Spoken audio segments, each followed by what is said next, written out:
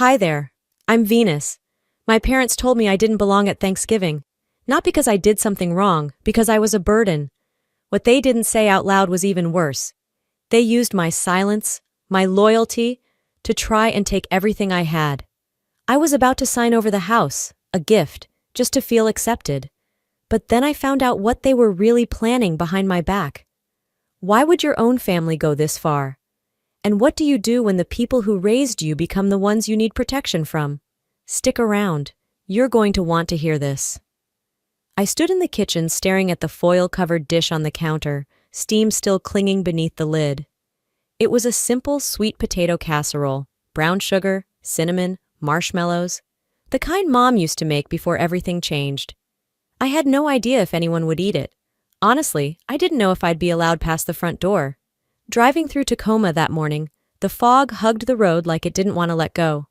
Streets shimmered with leftover rain, yellow and crimson leaves mashed into the pavement like forgotten stories. Thanksgiving had always meant warmth, food, voices overlapping, before Diana. Now it just meant obligation. When I pulled into the driveway, I already sensed it. The wrongness. No one was waiting. No sounds of laughter or plates clinking inside. I grabbed the dish and climbed the porch stairs. The door opened before I could knock. Diana.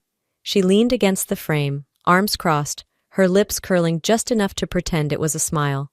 You weren't invited, Venus? My hands tightened on the casserole dish. It's Thanksgiving! She raised an eyebrow. Exactly, for family. I looked past her. Dad was standing in the hallway pretending to read something in his hand.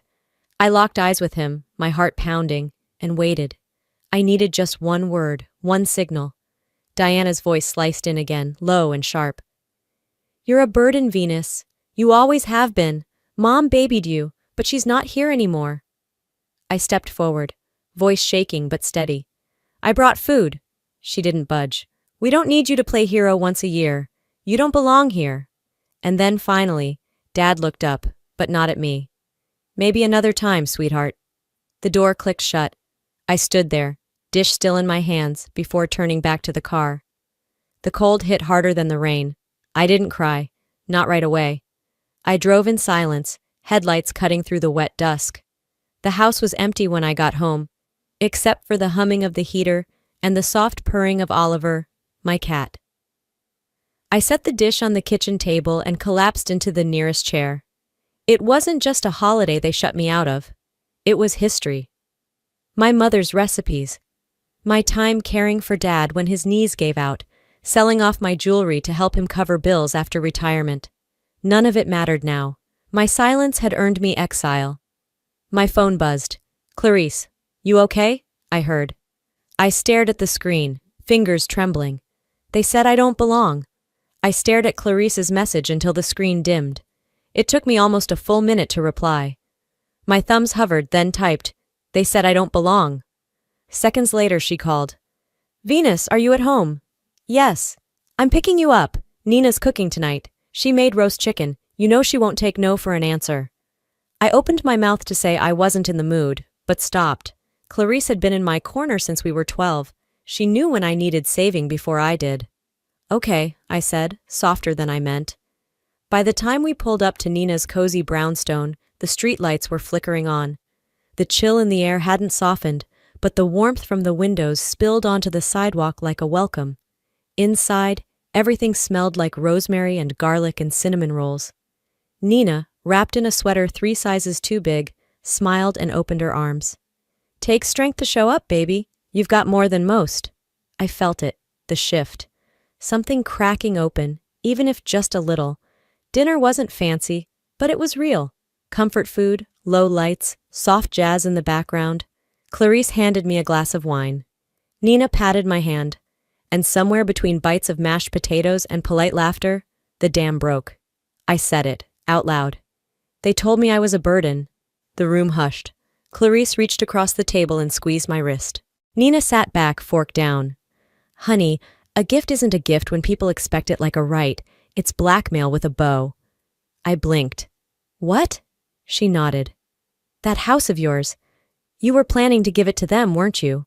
I thought, maybe if I did, they'd finally... I stopped myself. The thought sounded pathetic now. Clarice leaned in. You gave up a New York job offer to care for your dad when he had surgery. Sold your gold necklace to pay off his hospital bills.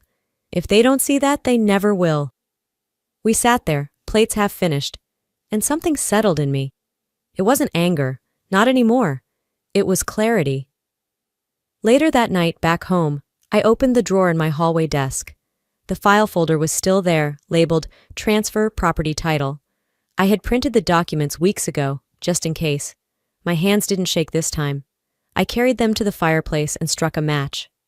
The flame caught slow, then quickened, curling the edges, turning years of guilt into smoke. This house won't be my guilt offering anymore. The embers still glowed in the fireplace when I noticed the envelope sticking out from under my door. No return address, just my name typed in bold. I opened it with a steak knife from the kitchen drawer, expecting junk mail. Instead, it was a notification from the county records office. Notice of preliminary title transfer processing, Venus Miller. My heart dropped. I hadn't submitted anything. I burned the documents. Literally. I grabbed my phone and called Clarice. You remember that folder I told you about? I torched it. So why would they send that? She asked, instantly alert. I don't know, but I'm going to find out. The next morning, I dressed like I had somewhere important to be, because I did. Randall's law office hadn't changed in years. Same fern dying in the corner. Same smug receptionist with too much lip liner. She smiled without recognition when I asked to review my previous request. Of course, let me pull it up, she said, and a few minutes later she slid a printed PDF across the counter. We still have this draft on file. My eyes caught the signature at the bottom. Mine, but not. It was close enough for someone to believe it, but I knew my own loop, the way my V always curved like a checkmark. This one was a lie, a digital imitation. Randall walked out from his office, clearly surprised to see me. Venus, I was going to call you. Your dad mentioned you were on board, but you'd just been emotional last time we spoke. Maybe forgot. I never signed this, I said flatly. His mouth opened and shut. Arthur said, I don't care what he said. I walked out without another word. The cold wind bit through my coat, but I welcomed it. It kept me sharp. At home, I pulled out an old file box, one that used to belong to Mom. Inside were letters, birth certificates, even old bills paid by hand. And at the bottom, tucked in a corner, her signature on a will. Slanted, steady, and unmistakably hers. But I remembered seeing a version of that same signature years ago, on a refinance paper, only it wasn't quite right. Dad had forged before. Why wouldn't he forge mine? This wasn't just manipulation. This was theft. I picked up my phone, scrolled past all the names that no longer meant anything, and tapped the one I'd saved months ago. Julian Marks, attorney at law. I didn't sleep. I sat at the kitchen table until the sun broke through the blinds, too pale to warm anything. My phone was still in my hand when I texted Arthur. Sunrise Diner, 9 a.m., don't bring her. The diner hadn't changed. Same cracked leather booths, same smell of burnt toast and overbrewed coffee. It was where he used to take me after softball games, before everything got complicated, before Diana. He walked in a few minutes late. Hesitant. No eye contact at first. Just a stiff nod and a cleared throat before he slid into the seat across from me. I figured you'd be mad, he said, reaching for the menu like this was any other breakfast. I didn't respond. I placed a manila envelope on the table instead. Inside, the printout from Randall's office. He didn't open it. Didn't have to. I didn't ask you to do that, I said flatly. You went behind my back. Arthur sighed, then folded his hands. You're being dramatic, Venus. Randall misunderstood. Cut the act, I snapped.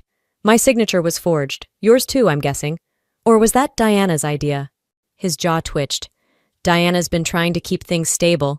She's not the issue. You are. You stood there on Thanksgiving and let her humiliate me. Then this? This was your idea of family? He leaned back, arms crossed. You don't know the pressure we're under. I stared him down. You mean the pressure to keep up appearances while draining your daughter's inheritance behind her back? He didn't answer. I sold my necklace to pay your medical bills. Turned down a promotion to stay here when you could barely walk. I bent over backwards to make you feel taken care of. And I didn't think you'd understand. No, you didn't think I'd fight back. The waitress came by, sensing the tension, and left without saying a word. I stood up, voice calm but cold. If either of you come near my house again, I'll call the police. You'll be treated like any other trespasser. I mean that. He looked up at me, something flickering behind his eyes. Guilt? Regret? I couldn't tell. You're not the daughter I raised, he muttered. I leaned down, met his eyes. Good. That girl would have let this go. By the third day, I'd almost convinced myself the worst had passed. That maybe, just maybe, Arthur would back down, let it die quietly like all his other bad decisions. Then the envelope came. A knock at the door, a polite smile from a courier, and a crisp white envelope with my name in block letters. I signed for it, closed the door, and stood there a moment, fingers tight against the paper like it might burn. It nearly did. Formal request for property division, it read. In accordance with prior oral agreements and contributions to household stability. Legalese soaked in cheap perfume. I called Julian. He didn't even sound surprised. It's nothing binding, just an intimidation tactic. They're drawing first blood. I exhaled, tried to laugh, failed. Of course they are. Later that afternoon, Clarice sent me a screenshot. A public Facebook post. Arthur's name front and center. His profile picture still the same one from my graduation. Some children forget who raised them, the post began. Some think property matters more than love. I never thought I'd be ashamed of my own blood, but here we are. I didn't cry. I didn't even blink. The comments came fast. Old neighbors, distant cousins. So sorry, Arthur. That's heartbreaking. What a shame. I stared at the screen until the words stopped meaning anything. Closed the app, powered off the phone. Later that evening, I met Julian at his office. We sat across a long table, a stack of folders between us. I need everything, he said. Title deeds, hospital records, receipts, whatever you have. I already sorted them, I said, pulling a binder from my bag. Indexed, labeled. I even saved the texts. Julian smiled. You've done half my job already. No, I said, voice low but steady. I'm doing the part where I stop playing nice. That night, the Christmas lights outside twinkled across the street. My house stayed dark. They wanted to test if I'd break. I'm about to show them what breaking point really looks like. The rain hadn't stopped. A gray drizzle had soaked the porch and blurred the window panes, but I barely noticed. I sat cross-legged on the floor, scanning a spreadsheet of bank transfers and repair costs. Legal prep wasn't glamorous, but I wasn't in this for drama. I was in it to win. The doorbell rang. I checked the camera. Arthur, drenched, holding something thick in his hand. I pressed the intercom. You're not welcome here. I'm not here to fight, he said, voice muffled. Just talk. I didn't answer. After a long pause, I unlocked the top latch but kept the chain in place. The door creaked open an inch. He held out a manila folder. You should read this. I took it through the gap. Inside, photos of Clarice and me at her office, walking, talking, dated, time-stamped, and a draft of a civil claim accusing her of coercion and defamation. You're going after her? I asked, teeth clenched. She manipulated you, Arthur said, tone smug. This is still my family, not hers. I closed the folder, slid it back out to him. You're desperate. His smile faltered. You've made this ugly. I unlatched the chain, stepped outside. The cold slapped me, but I didn't flinch. Try it, I said. But know this. If you go after Clarice again, I won't just defend myself. I'll expose every lie you've ever told. In court. In public. Under oath. His jaw tightened. For a second, he almost looked afraid. Then he turned and walked down the steps. That night, as I finished updating the case file for Julian, my phone rang. His voice was brisk. They filed. It's real. But now, it's our turn. The next 2 days passed like sand slipping through my fingers. Quiet, deceptive, heavy. I poured everything into prep with Julian. But when Clarice canceled lunch the second time in a week, my stomach tightened. She didn't give a reason, just a short text. Rain check. Something was off. Her messages were shorter, colder. I told myself not to panic, not to assume. But when Nina called out of the blue, her voice low and cautious, I knew I hadn't imagined it. Venus. I wasn't going to say anything, but I saw Diana at the Mariner's Inn. She was meeting Clarice. I stopped breathing. You're sure? I was there for coffee. I saw them hug. Later that evening, I drove to the office, rain slicing sideways across the windshield. I couldn't sit still. Not after hearing that. Not after everything we'd survived. Then the call came. Unknown number. I almost didn't answer. But something, instinct, dread, anger, made me swipe right. Venus, it's Randall. Don't hang up. I didn't speak. They're planning something. Arthur, he's pushing for a mental fitness motion. Using the past few months, your medication, everything. My heart dropped. What? He's using Clarice to support it. Her affidavit, if she signs it, says you've been unstable, that she was trying to protect you from yourself. That's a lie. I know, but they're setting the trap. I hung up and stared at the phone. Then I grabbed my flash drive, my evidence folder, and drove to Julian's. When he looked up, I didn't waste a word. I dropped it all on the table. We need to go public. I'm done waiting for their next move. Julian didn't blink when I said it. He just nodded once and opened his laptop. Then we begin with the truth, on your terms. Within 48 hours, I was seated across from a reporter in a modest studio, microphone clipped to my collar, the bright lights heating my skin. I'm not here for pity, I said, staring into the lens. I'm here because silence never protected me. They ran the segment that night, 10 minutes of truth set against old photographs, snippets of court filings, and a few shots of the beach house my parents now pretended never mattered to them. The voiceover ended with me saying, "Love shouldn't cost your dignity." The response was immediate. My inbox flooded. Neighbors, strangers, even old high school teachers wrote to say they believed me, that they saw me. Court came 2 days later. The room was packed. Diana sat stiff beside Arthur, both dressed in their best illusion of poise. Clarice was absent, but her retraction was submitted. She'd changed her mind at the 11th hour. Julian's case was airtight. He presented emails, forged signatures, hidden accounts. I sat silent, eyes forward, heart steady. The judge ruled in my favor. The house, the accounts, the legal claims. They were all mine, uncontested and final. Afterward, the media surged. I walked past them all. I had no more to prove. That night, Clarice sent one message. I'm sorry, I froze. I read it once, then deleted it. Some silences don't need answers. At home, I poured a glass of wine and watched the tide on the news ticker. Waves crashing on a beach I hadn't visited since Mom passed. I closed my eyes. When I pulled into my driveway later that evening, the sky a smudge of orange and gray, his silhouette was already there, leaning against the hood of his car like the last ghost who refused to leave. Arthur didn't move, and neither did I. I didn't honk. I didn't get out. I just watched him from the car, my fingers resting on the steering wheel like they knew this moment would come. Snow had started falling, light, hesitant flakes dusting his shoulders. After a while, he tapped twice on the hood, then walked to my door. I cracked it open. What do you want? Arthur's eyes were red, maybe from the cold, maybe not. I'm not here to fight, he said. Can I come in? I led him into the entryway, no farther. The air between us was thicker than any snowstorm. He glanced around the house, then at me. I thought I was protecting something. A legacy. I folded my arms. You weren't. You were hiding behind it. He nodded slowly. You're right. I destroyed more than I saved. You destroyed your daughter's trust. That's not the same thing. We stood in silence. He didn't ask to be forgiven. Maybe he knew better now. I didn't know how to love you without controlling you, he finally said. You never tried. He looked down. The snow on his shoulders had melted. You're leaving? In the spring, I said. This house holds too much grief. I want a clean start.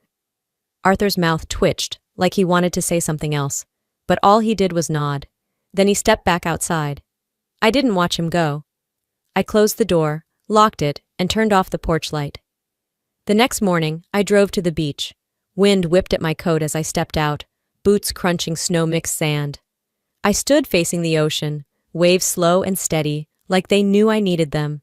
Closure doesn't feel like justice. It feels like standing still after years of running. And maybe, for the first time, I wasn't surviving. I was choosing.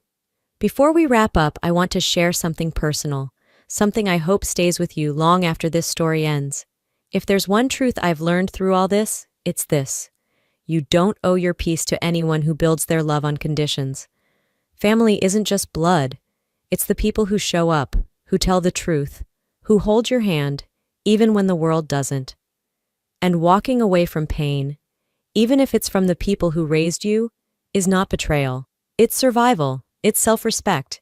I used to believe that keeping quiet made me strong, but real strength? It's in setting boundaries. It's in choosing healing over history. And yes, it's terrifying, but it's also freeing. Now I want to hear from you. Have you ever had to choose yourself, even if it meant letting go of someone you once loved?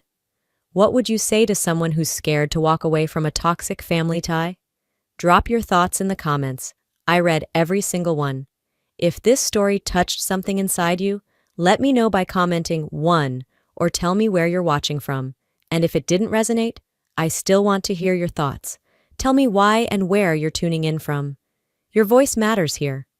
If you found any truth, strength, or inspiration in this video, hit that subscribe button so you don't miss what's coming next. More stories, more healing, more truth. Thanks for being here. And remember, you are never too much and you never have to shrink to be loved.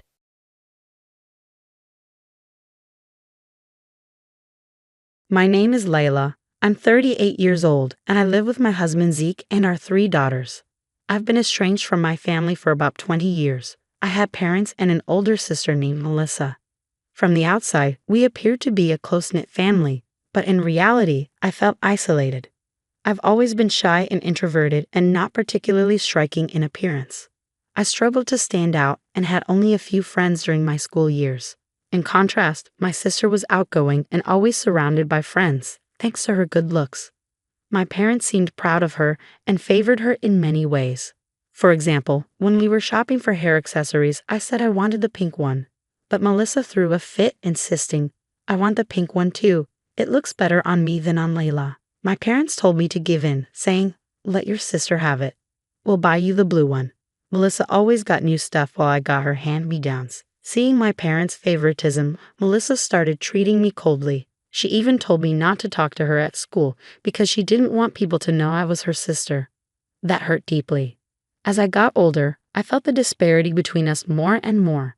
I decided that once I graduated high school, I would leave home for good.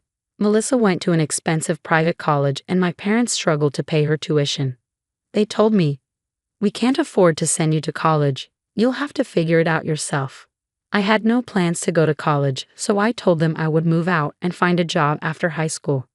They didn't seem to care. In fact, they even asked me to send them money once I was settled.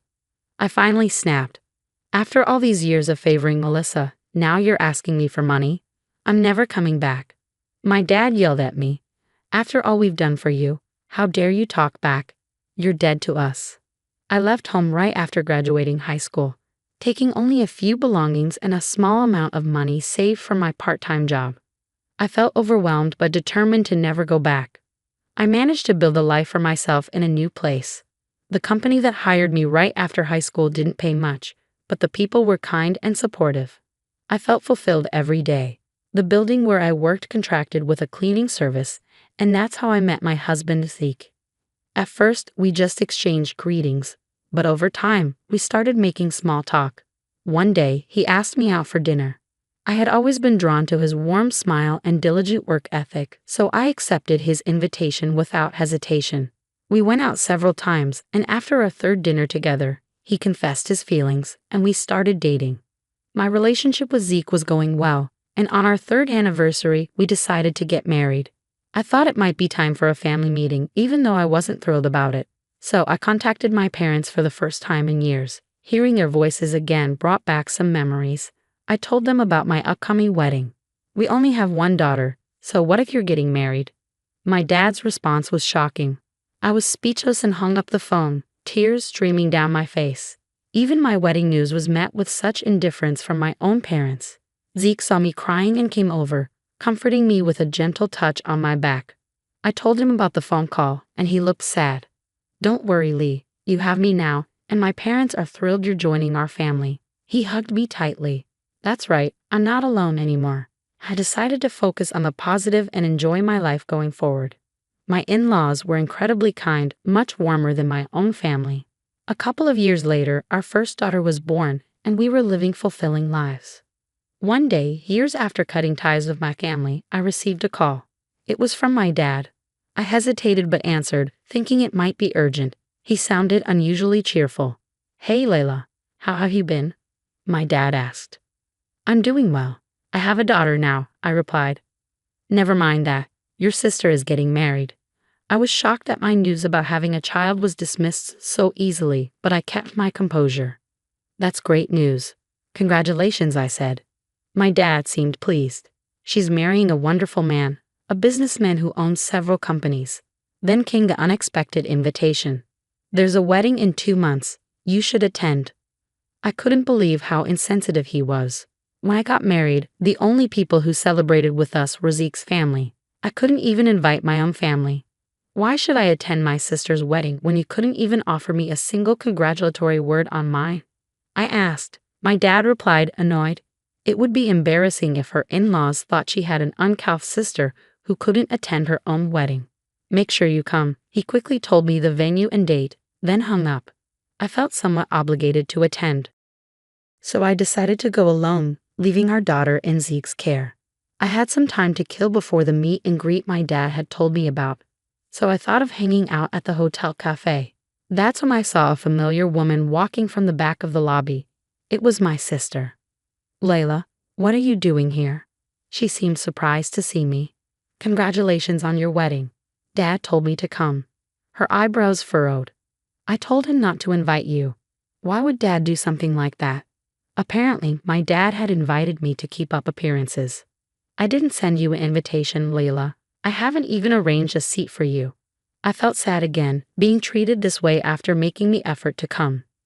"If I'm not invited, I'll go home. I left my daughter with my husband to be here. Please explain to Dad," I said. As I was about to leave, my sister seemed to remember something. "By the way, Layla, you're married too, right? What does your husband do?" When I told her he was in the cleaning business, she scoffed. "Cleaning? That sounds dirty. Your house must stink like garbage. How can you stand such a man?" I lost my temper. "Stop insulting my husband's job. I'm very happy with my life. I don't want you or Dad interfering anymore. Never contact me again." She sneered at me. "I wouldn't want to be family with someone who smells like garbage. We're strangers now and will remain so. I won't bother contacting a stranger."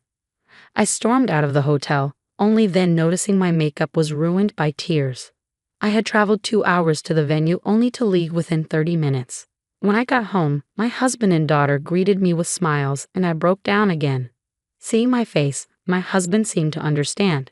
"You're home, Leela. This is where you belong," he said, hugging me. Our young daughter smiled at me and their warmth made me cry out loud. I hugged them back.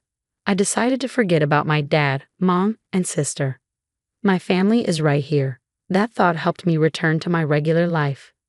10 years passed, and I gave birth to 2 more daughters, making me a mom of 3. I had left my job after my first daughter was born, but returned to work at the same cleaning company as my husband when things settled down. One day, while doing a big year-end cleaning at the office, I came up with an idea for a cleaning tool. I casually mentioned it to my husband at home, and he loved it. The idea quickly spread within the company, and they decided to turn it into a product. I was actively involved in the project, and the cleaning tool, packed with insights from a homemaker's perspective, was a big hit. It became a hot topic online and in magazines, and for a while, we couldn't keep up with the demand. The business grew so much that we decided to create a subsidiary for the manufacturing and sales of cleaning products. And guess what? I was chosen as the CEO of the new company, with strong support from everyone. The company has grown into a $10 million business. I'm busy with work, and sometimes household chores take a back seat, but my husband and daughter support me, and we're living a busy yet happy life. However, something happened that would change all of this. The other day, a TV segment featuring me aired. It was a 20-minute segment on a lifestyle show covering my background and how I came up with my product. Thanks to that, inquiries increased, and I was busier than ever. One day, I arrived at the office and was handed a note with a callback number. Someone had tried to reach me. I thought it might be another interview request, but when I looked at the number, my breath caught. It was my sister. I had blocked her and my parents' numbers after the wedding fiasco. She must have called the office after seeing my success on TV. I was wary. I debated calling her back, but decided to do so to avoid further disruptions at work. "Layla, long time no see," she greeted me casually. Annoyed by her casual greeting, I asked what she wanted. "You seem to be making good money now. How about helping us out a bit?" I was even more irritated. "Why would I do that now?" She retorted, "Don't act so high and mighty just because you're successful. My husband can make way more money than you if he had the capital. So give us some investment money." "There's no reason for me to invest in your husband's business. Don't call me again." I hung up furious. The call drained me emotionally, bringing back unpleasant memories. Just as I was trying to refocus on work, another call came in. This time, it was Dad. "Why won't you help your sister financially? She's your only sister," he yelled as soon as I picked up. "Have you forgotten what happened at the wedding? After all that, you expect." He cut me off. "Stop bringing up the past. That's why you're so gloomy." I was dumbfounded by his audacity. "My family consists of my loving husband and daughters. You're not my family anymore. Goodbye." I hung up, ignoring his protest. I thought that was the end of it, but I was wrong. My parents and sister showed up at my office.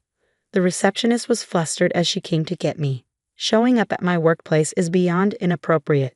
Leave," I said. But Dad insisted. "Come on, we're family. Let's continue our conversation from the other day." Not wanting to cause a scene at work, I contacted my husband, and we decided to meet them at home. The tension was palpable as both families gathered. "I hate to be blunt, but you're here to ask for money, right?" "I don't have a single dollar for you," I took the lead. They laughed as if I was a joke. "We're your blood relatives, Layla. If you're making money, we have a right to some of it," my sister said, and her husband nodded. "With some financial help, I can run a business much more successfully than you." My brother-in-law spoke down to us.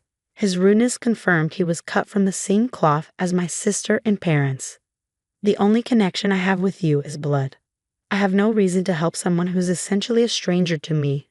I tried to keep my voice steady, but anger made it quiver. "Then let's stop being strangers from today. We'll be family again," my sister said almost mockingly. Just as I was about to retort, my husband gently placed his hand on my shoulder and stood beside me. "Layla is already part of our family. We don't need you to be happy. In fact, aren't you the ones who need us?" He spoke calmly but firmly, looking straight at my parents and sister. "Shut up. You're just a janitor, right? Surrounded by garbage all day, and you dare to act superior? My husband is a businessman, not like you." My sister yelled, her face red. My husband replied, "Don't belittle janitorial work. It's an honorable job that keeps our community clean. Zeke is the CEO of the parent company of my business." My sister screamed in surprise. "What, Leela? You never mentioned that. I thought he was just a janitor." Seeing the shocked faces of my parents and sister, I couldn't help but laugh. "He wasn't the CEO when we got married. It was originally his father's company." Their faces turned sour. My husband continued, "And if your husband is such a great businessman, he shouldn't need our financial help." My sister and her husband tried to respond but were at a loss for words. I took a deep breath and said, "This is the last time we'll talk. We're fine being strangers. If you make a scene, I'll call the police." They glared at me, but my husband stepped in front of me and stared back. They left without another word. Later, my husband shared some surprising news. His company had business dealings with my brother-in-law's company. He decided to cut all ties. My brother-in-law came to apologize, but my husband didn't accept it. It seems that my brother-in-law's company, which lost its business partners, was unable to survive and went bankrupt, struggling with massive debt. My sister and her husband eventually divorced. Moreover, my dad, who had been receiving financial help from them, had prematurely retired without consulting anyone. Now he couldn't find a job due to his age. My parents' marriage was also on the rocks. My sister, now divorced and back at our parents' home, was barely making ends meet with a part-time factory job. As for me, my work is going well, and my family is happy. We're planning a long family vacation with my in-laws. I'm grateful for the happiness I have and plan to cherish every day.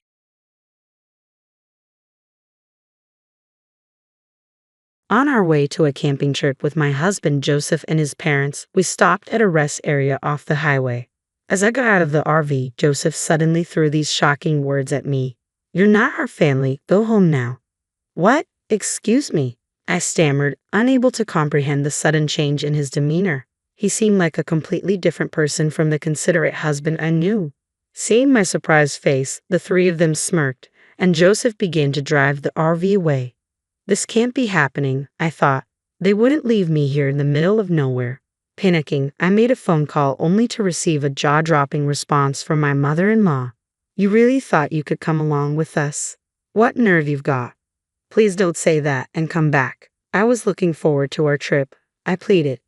"Well, the highway is a one-way street. You can't just turn around.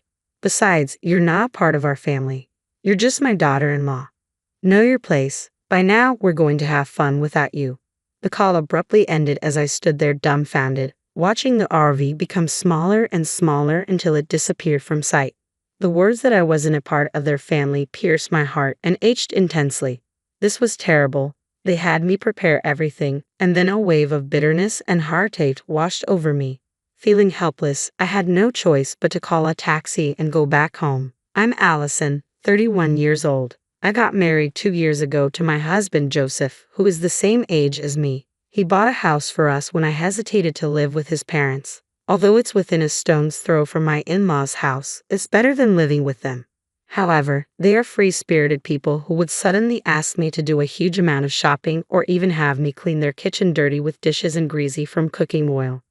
I cannot deny that it feels like harassment sometimes, but Joseph always tells me, "I'm sorry for the trouble my parents are causing you," so I keep telling myself it's time to endure. His parents are both very concerned about appearances. They treat me surprisingly well in front of others, so I'm careful not to say anything negative about them lest I become the villain. However, I have been hoping for the day when I could understand my in-laws better, but being left behind by my husband was too much of a shock for me to recover from for a while.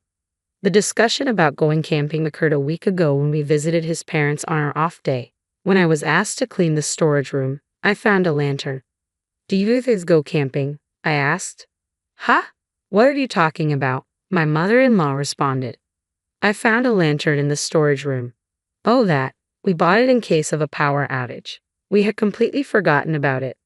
"I see. My father loves camping, and I used to go with him often, so I wondered if you guys also liked camping." When I talked about my father being a camping enthusiast and owning an RV, my husband's eyes lit up with excitement. "That's amazing. I've always wanted to try it." "Then it's decided. Let's go on our first family camping trip next week for 1 night and 2 days. Allison, please rent out an RV. My father cherishes his RV and takes care of it whenever he has free time. I'm not sure if he would lend it to us." "Now it's your job to convince him. You better beg him to lend it to us." "Got it." When I hesitated due to the sudden request, my husband pleaded with me, "It's our first time camping, and we don't know what we need, so it would be safer to borrow your dad's RV. Besides, I want to please my parents with a fun camping trip. Please, Allison." I had no choice but to agree when asked like that. I immediately went to my father's place and explained the situation. To my surprise, he gladly agreed. "Really? Is it okay?" "Of course. I thought you would refuse because you always polished and took care of it in your spare time. If it's for you, Allison, I'm happy to lend it, and I'm touched by your desire to please Joseph's parents. So take this whole set of camping gear so you can enjoy your first camping trip. If you're a beginner, this and this would be good." My father selected easy-to-use equipment for beginners while explaining various things. I was more than happy to know how much my father cared about me, and my heart was warmed. It would be great if this camping trip could help me get closer with my in-laws. All right, I'll work hard to prepare. I reserved a campground where we could use power comfortably, and there was a hot spring nearby. When I told my husband and in-laws about my father's RV and camping gear, they were delighted. "We're so lucky to have you, Allison. I'm so excited, I can't wait," Joseph exclaimed. "I'm glad you're happy," I replied, feeling hopeful about the trip. On the day of the trip, I got into the RV driven by my husband, pounding with anticipation. After driving for a while, my mother-in-law started being demanding again. "Joseph, I'm thirsty. Can we stop at the interchange?" she asked. "Mom, I brought some drinks. You can pick anyone from here," Joseph responded. None of them really appealed to me. As my daughter-in-law, you should know my tastes, she snapped. I'm sorry, I stammered. As soon as I got out of the car at the interchange to buy my mother-in-law a Dr. Pepper as she had requested, my husband spoke shocking words to me in a cold tone, unlike his usual self. Allison, you're not a part of our family, so go home now. Excuse me. What? What suddenly got into you? I asked, unable to comprehend the sudden change in his demeanor. He seemed like a completely different person. As I looked shocked and unable to understand what had just been said, the three of them laughed, and the RV started moving again, leaving me behind. They left me here in the middle of nowhere. Is this some kind of joke? I thought, panicked. I made a call only to receive a shocking response from my mother-in-law. You thought you could really come with us? What a brazen woman you are. You're not a part of our family. Be aware of that. Bye. We'll enjoy a good family time without you. I stood still, dumbfounded, staring at the abruptly disconnected call. How dare they? They had me prepare everything and then left me out. What was Joseph thinking? A surge of bitterness and sorrow overwhelmed me, but unable to deal with these emotions, I called a taxi and went home.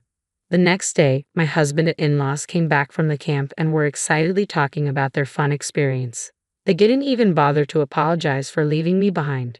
As I started questioning them about the previous day's events, I received an astonishing response. We did it to discipline you as my wife, Joseph said.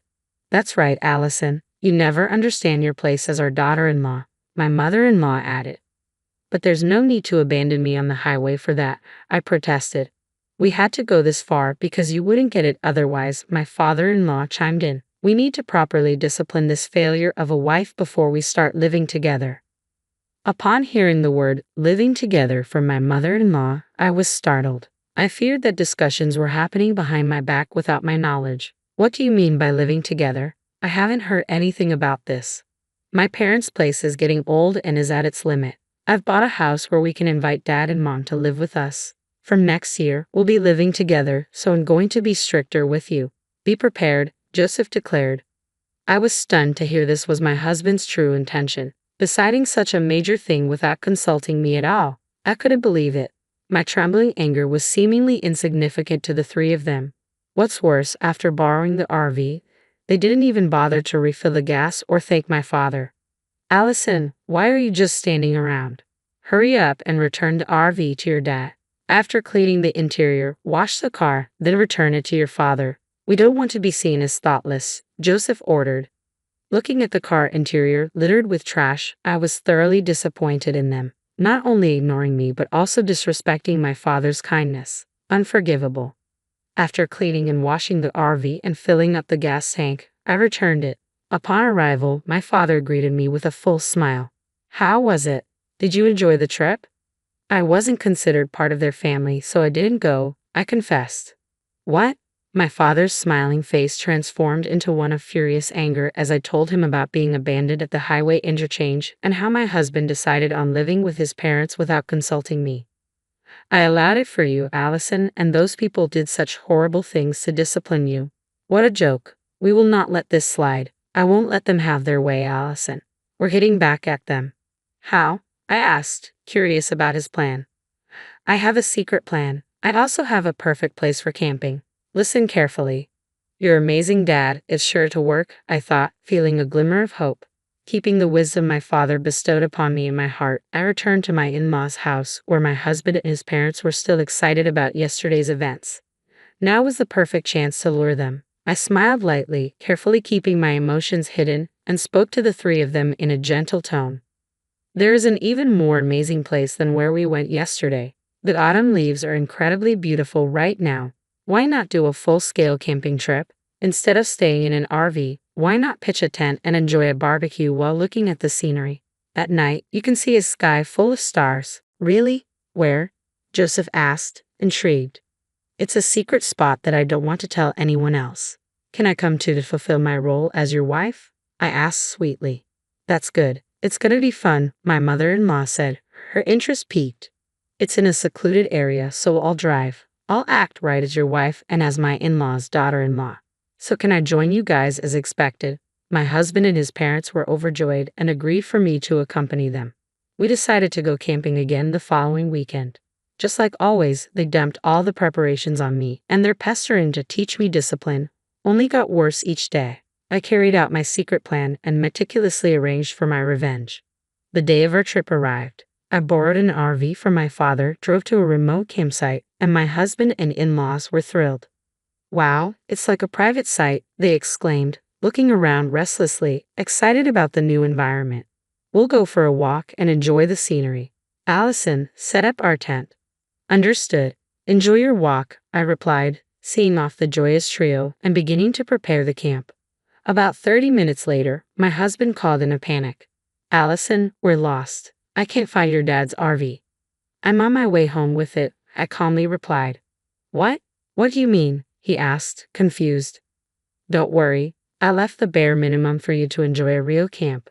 This was the plan my father devised. He suggested you experience some wild camping, where you would have to get everything yourselves, like living on a deserted island rather than a convenient campsite with electricity and a hotel resort nearby. You better set up your tent early and look for wood to start your fire. I know you guys have no lighter, so you'll have to start the fire yourselves. I've left the pot so you can at least cook rice. You left us behind. You were the ones who said that I, as a wife, wasn't part of the family and shouldn't go camping with you. So I took you up to the campsite and tearfully went home.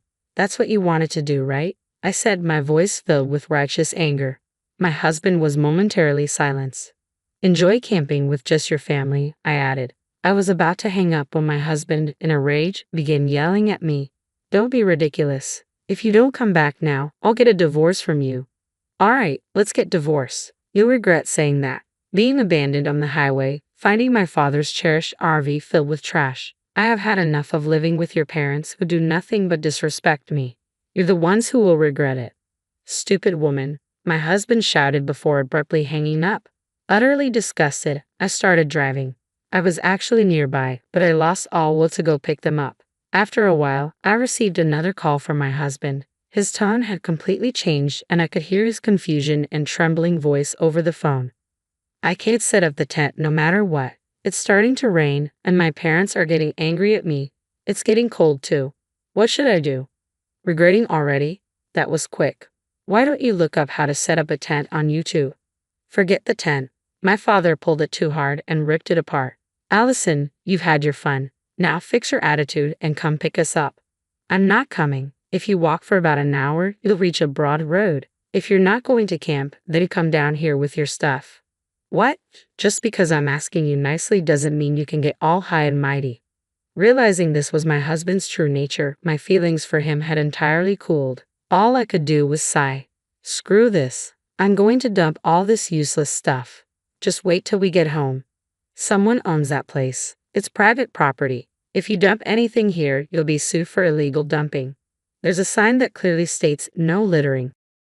"I don't care." My husband, speaking with a strong tone, didn't seem to believe that I was serious about the divorce. I had to show him the reality. "After our divorce, I'll be demanding compensation for the emotional distress from all the harassment you've done to me." "What? Divorce? Is it?" "I'm serious. Our conversation from the time I was left behind on the highway is recorded on my dad's RV dash cam, so you can't deny it. Not just that, I've also recorded the conversations when you were harassing me afterward. Let's calm down. We don't have any savings because we've been paying our mortgage. If you leave, I won't have anyone to cook and clean for us, which will be a problem. You should think before you speak. I'm not your maid. If you don't agree to the divorce, I'll take it to court. It's going to become a big deal, and everyone in the family will know." My husband, always conscious of others' judgment, got silent. I could hear his parents fussing around in the background, but it no longer mattered to me. After that, my husband attempted to say something with a preface of but then the call abruptly cut off. Soon after, I started receiving multiple calls from my in-laws, but I ignored them completely. After a while, the calls stopped ringing, so their phones must have died out of battery. My father's revenge plan was a huge success. On my way home, I picked up the divorce papers, filled them out, and left them on the table before returning to my sweet childhood home, where my kind father lived. For some reason, my husband and in-laws took 3 hours to descend the mountain that would normally take only 1 hour. You should have used Google Maps instead of bothering me with calls. How foolish, I thought. My husband, desperate to have me stay with him, came to my parents' house, his anger apparent. "Allison, get out here now. I'll teach you a lesson. If you have something to say, talk to my father. He's pretty upset, so it might not end well for you," I replied calmly. My huge and intimidating father stood in front of my husband at the entrance. He went off at my husband and shut him down. Moreover, they left their tent and camping gear in the mountains and were sued for illegal dumping by the owner of the mountain. The person who filed the lawsuit was my father, who had inherited the land from my grandfather. There were a lot of trespassing and dumping incidents happening regularly on the land, so security cameras were installed, and it was clear who was responsible for the mess. I wondered what kind of punishment would be handed down. After finalizing our divorce, I demanded and received $1 million each from my husband and in-laws for the emotional distress they caused me. Unable to pay off their mortgage, my husband's house was foreclosed, and he now lives with his parents in their leaky house, living modestly as a family of 3. No use crying over spilled milk, as they say. I returned to the company I used to work at before getting married, and am regaining the lifestyle that suits me. Next month, I plan to go camping with my parents, and I'm sure that I will have a blast then.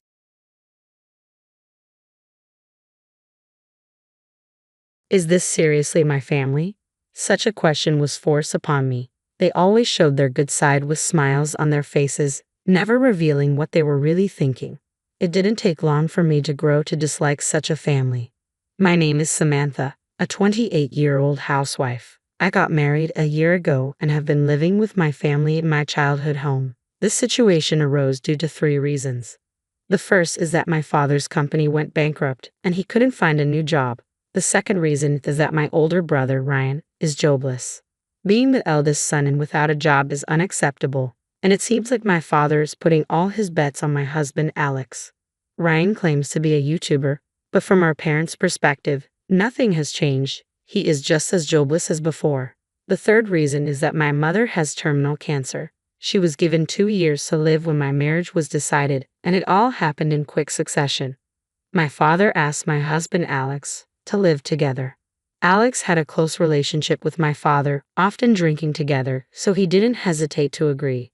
Given my mother's situation, I also agreed with the arrangement and was grateful to Alex. I want to take care of my parents as much as possible, but after a year of living together since our marriage, I started to get annoyed with my brother, Ryan.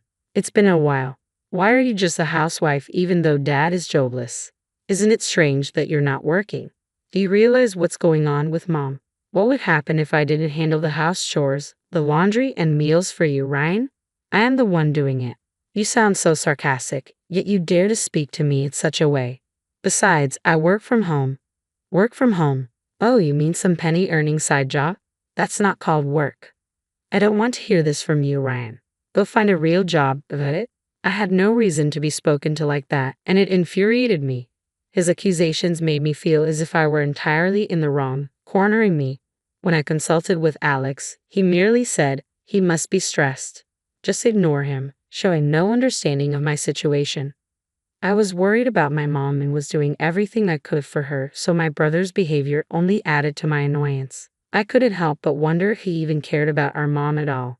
His cold-heartedness seemed apparent. I started to feel more and more stressed.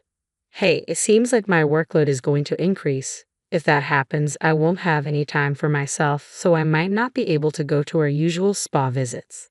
Well, I don't mind that, but it would be a problem if you couldn't handle things at home. After all, we've got to take care of my mother-in-law. I get it. I won't neglect my responsibilities. Do you need some money or something? No, that's not it. But can you come with me for the weekend grocery shopping? If I shop for the whole week at once, I can free up some time for work. If you're really determined, huh? All right, we'll drive there. I didn't want to waste time, so I decided to buy a week's worth of groceries on the weekend to avoid multiple shopping trips. Then an incident occurred. You thief, you've stolen my money. Suddenly, my husband accused me of theft. I had no idea what he was talking about, let alone what money he was referring to. He had decided that it was me, his face turning beet red with anger. I couldn't understand why he would think it was me. I was the one who should be angry. It's not right to blame others. Was it stolen from your wallet? Don't play dumb. The $3,000 I put in the drawer is gone. $3,000? Yes, return it now, and we'll forget this happened. Hold on, why am I the one to blame? I didn't even know you were keeping such a large sum in the drawer. But you said you were going to increase your workload recently. I thought it was suspicious. I can't believe you're that kind of woman. No, you're getting it all wrong. Please believe me. I'm sorry, but I can't trust you anymore. Don't mess with me. Give it back. No, I said give it back. Enough. If you're going to doubt me that much, then go ahead and doubt. Get out, criminal. I'll leave by the end of today. I lost my temper and retorted harshly. Treated like a criminal by my family, I was driven out of the house. However, the following day, I received a frantic call from my brother Ryan. Mom's in a terrible state. What? As soon as she found out you left, she's been panicking and screaming. You need to come back and calm her down. I won't go back to that house anymore. I'll leave Mom in your hands, Ryan. You've never done anything before, so it's about time you stepped up.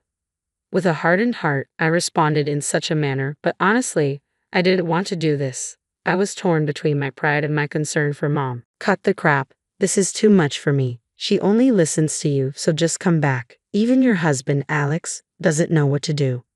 I don't care. You reap what you sow. I won't go back, and I'm getting a divorce. I don't care about that. It doesn't concern me whatever happens to you. If that's the case, you should take Mom with you. This is Mom and Dad's house. Why should I be the one to leave? If someone's leaving, it should be you, Ryan. If you're working, you should be independent. The oldest son, this place is mine. There's no way I'm leaving.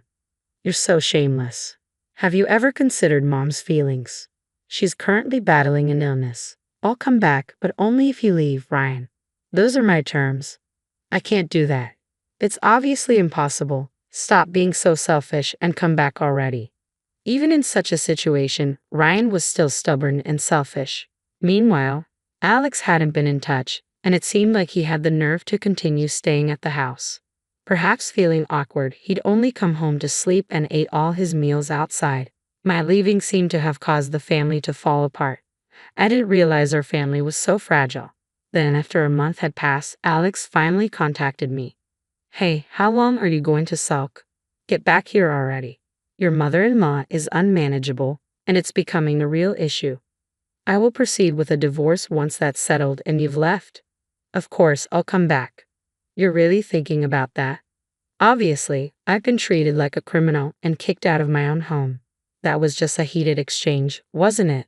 You doubted your own family. I feel like I failed in life. There was no trust. Don't be childish. It's a fact that the money is gone. Who else could it be but you? It's ridiculous to suspect me without any evidence. Oh, stop your nagging. Give back the money. If you return it, everything will be settled. You're the one being foolish. Enough with the insults. It's a fact that you wanted money at that time. It all adds up. It could only have been you, criminal. Enough. Wanna know why I was trying to earn money? Like I care. You probably wanted to buy some worthless jewelry or something, right? You couldn't wait to get your hands on that money. What's tomorrow? Ha!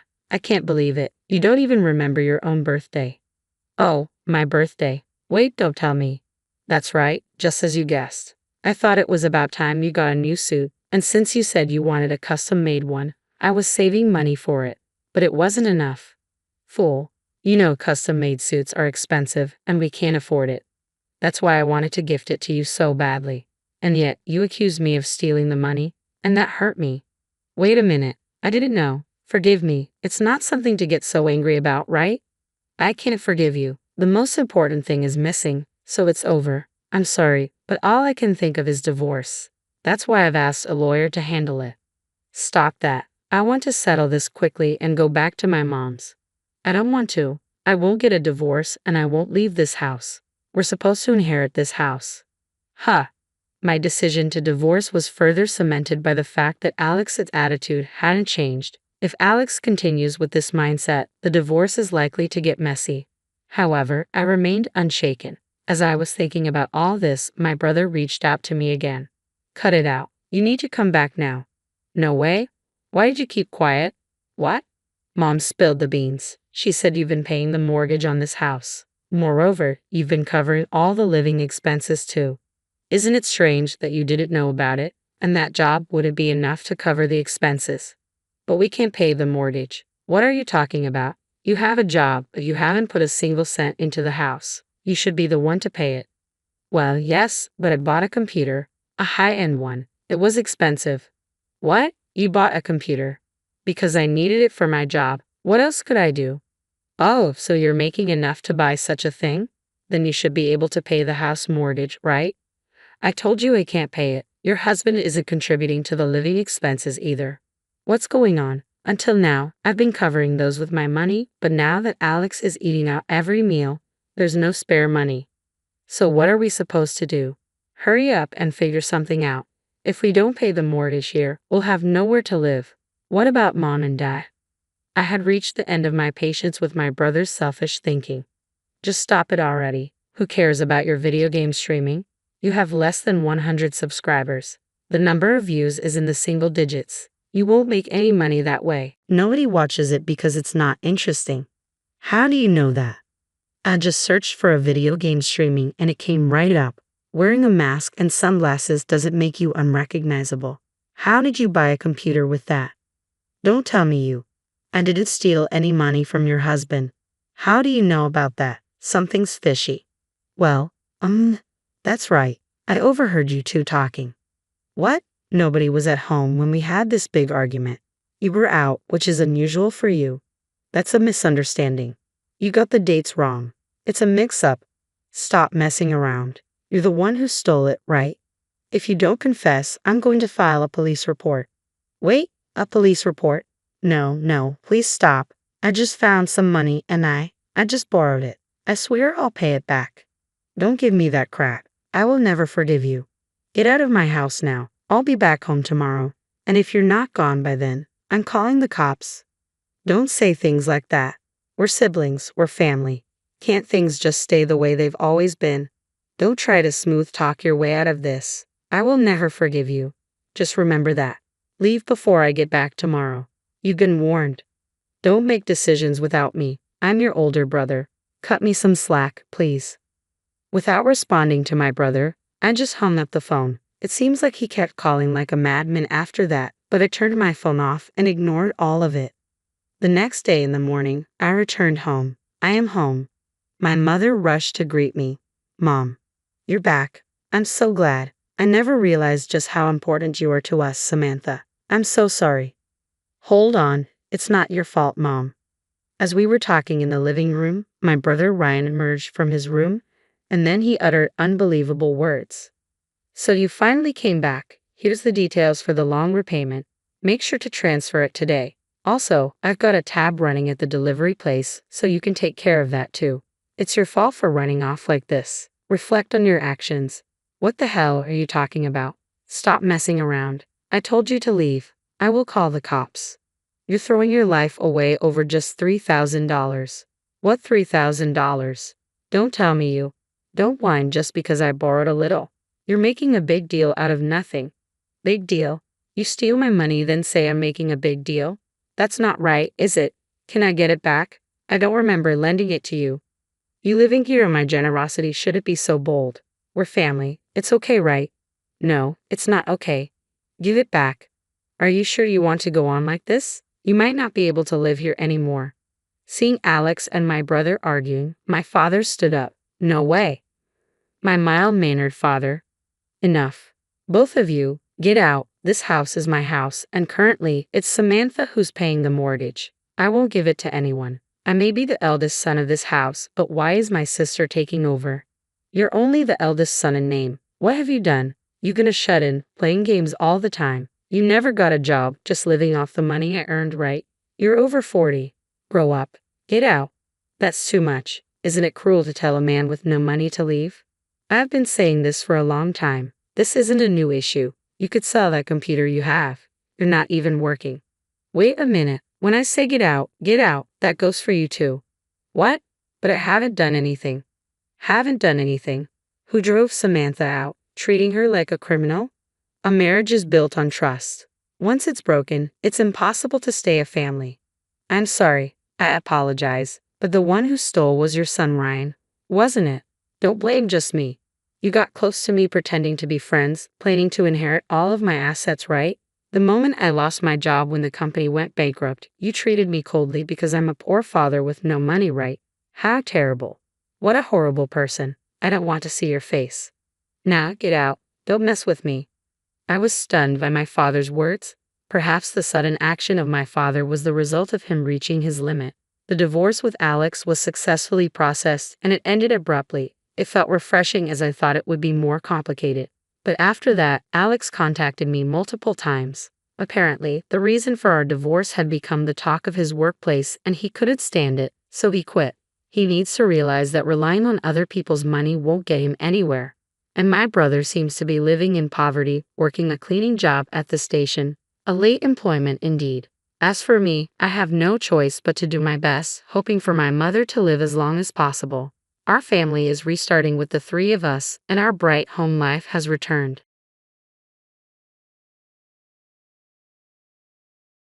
Teresa, when are you ever going to leave this house? It's quite embarrassing to have a shut-in NEET around here. Have you planned your move yet?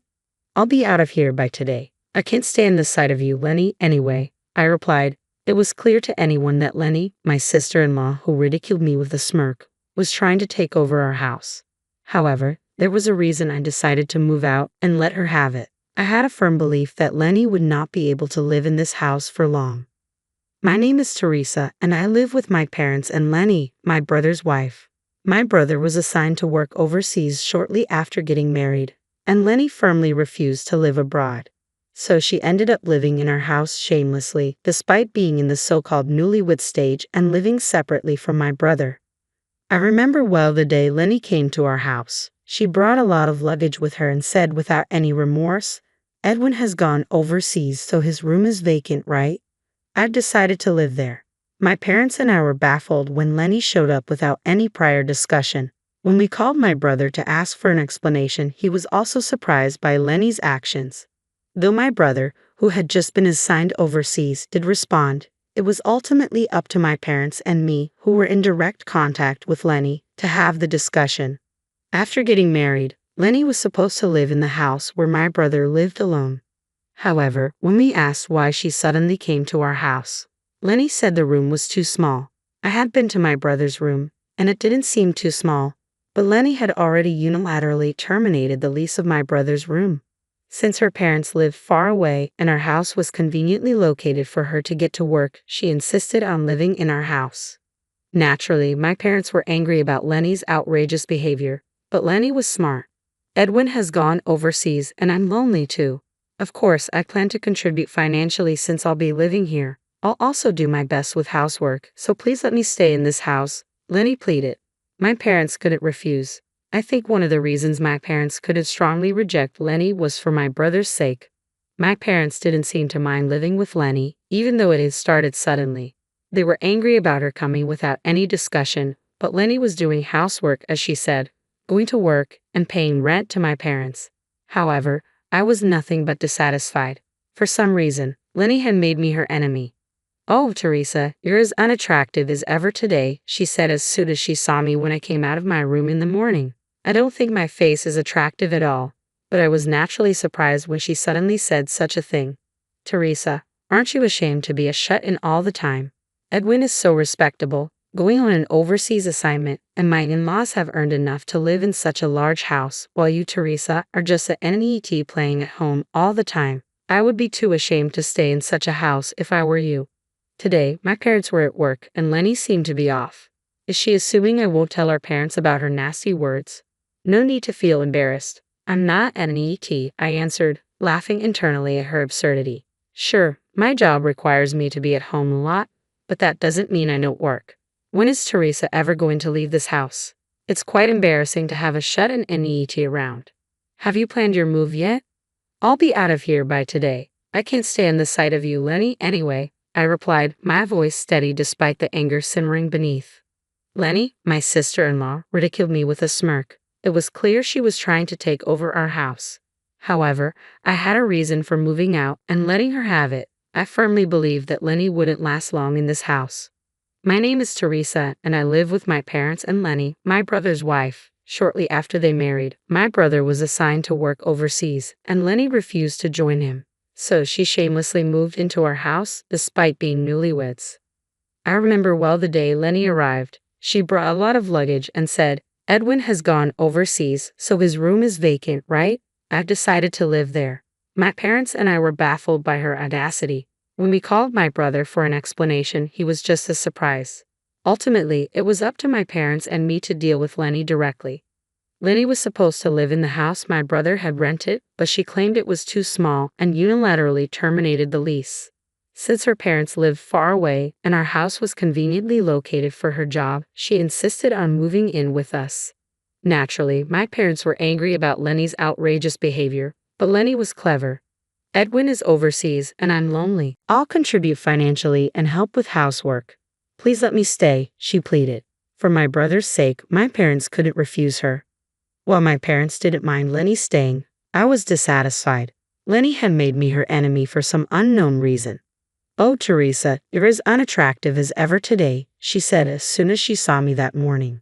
Her words stung, but I managed to keep my composure. "Teresa, aren't you ashamed to be a shut-in all the time? Edwin is on an overseas assignment, and my in-laws have earned enough to live in this large house, while you, Teresa, are just a NET playing at home. I'd be too ashamed to stay here if I were you." My parents were at work, and Lenny was off. Did she think I wouldn't tell our parents about her nasty words? "I'm not at NET," I replied, laughing internally at her absurdity. My sincere answer triggered a burst of laughter from Lenny.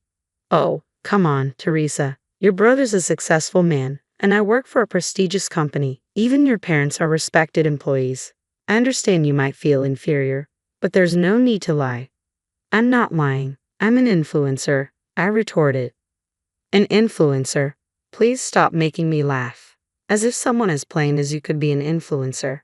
That's a job for gorgeous models," she scoffed, brushing her elegantly curled hair off her shoulder and ignoring my protests as she shoved past me.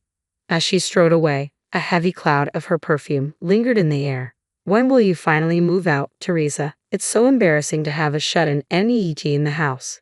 Have you found a new place yet?" She stopped mid-stride, turning around with a malicious grin. "I'll give you an allowance, Teresa.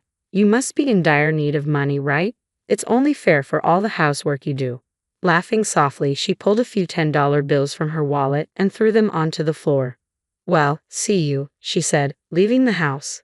Her dismissive attitude got under my skin. I was frustrated with Lenny and disappointed with my brother's lack of discernment.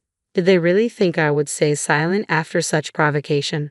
Lenny might have seen me as a quiet and meek sister-in-law, but I wasn't the type to just sit back and take it. I picked up the strewn money, opened the door to Lenny's room without her permission, and threw it inside. She had a lot of nerve acting so high and mighty over a few tens of dollars. Luckily for me, I wasn't strapped for cash. I had planned to relax today, but now I had other plans. After tidying up and finishing my work, I started packing. I couldn't stand living under the same roof as Lenny any longer. I decided to move in with my boyfriend, Nathan. We'd been discussing marriage, and he was understanding when I explained the situation. Meanwhile, I made a call to a certain place in the morning. Lenny had always looked down on me from the moment she came to greet us as a prospective wife. She probably needed to assert her dominance over someone to feel alive. By the time I finished my tasks, my parents returned home. I didn't mention anything about Lenny, choosing instead to join them for dinner, a meal I had prepared. Lenny, who claimed to be out with friends, hadn't returned yet and wouldn't be home for dinner. I decided not to tell my parents about Lenny's behavior just yet, waiting for the right moment. Lenny was in for a surprise, and I planned to hit her with it at the worst possible moment. "I'm moving in with Nathan starting today. I'll be out of here by tonight," I announced. "That's quite sudden. Nathan's okay with it?" my parents asked. "Yep," he agreed, "and we're thinking about getting married soon." "Well, as long as it's fine by him. Just make sure to let him know we said hi." I broke the news to my worried parents, finished washing the dishes with my melancholic mom, and then picked up my packed belongings and headed out of my room. Right on cue, there stood Lenny, dolled up in heavy makeup. Lenny's grin stretched across her face as if she had spotted her prey. "When will you finally leave this house, Teresa? It's so embarrassing to have a shut-in NET like you around. Is your moving day coming soon?" "I'll be gone today. Trust me, I'm as eager to get away from you as you are to see me gone," I replied directly. Lenny's expression twisted in response to my words. She glared at me, her ugly face a sight to behold. No offense to my brother, but I could do without a sister-in-law like her. The next time we'd meet, I'd be ready to serve her a dose of revenge. Well, excuse me then, I said, bidding Lenny farewell. I said goodbye to my parents who were relaxing in front of the television downstairs, and left the house. Nathan had told me I probably wouldn't need to deal with Lenny again, but I loved my brother and couldn't just stand by knowing he was being duped by her. Thanks for your concern, but Lenny needs to be completely ousted from our house, I told him. A few days after I left home, I got a call from Mom. You gave us such a shock by suddenly sending that letter. Just come home and explain. We've already informed your brother, she said, but he can't make it back right away, so we'll video call him. We've also asked Lenny to take off from work, so hurry back, my mom said over the phone. Okay, I responded. After texting Nathan that I was heading to my parents' house, I left. When I arrived at the family house after several days, the tension was palpable. As I approached the living room, Lenny's cries became louder. When I opened the door, Lenny was hunched over in front of my parents, seated on the sofa. I could feel her glaring at me. Teresa, this is terrible. Why would you send these pictures? Lenny pointed to a series of photos sprawled across the coffee table. They showed Lenny with various men in different locations, some with arms linked, hands held, and other intimate poses.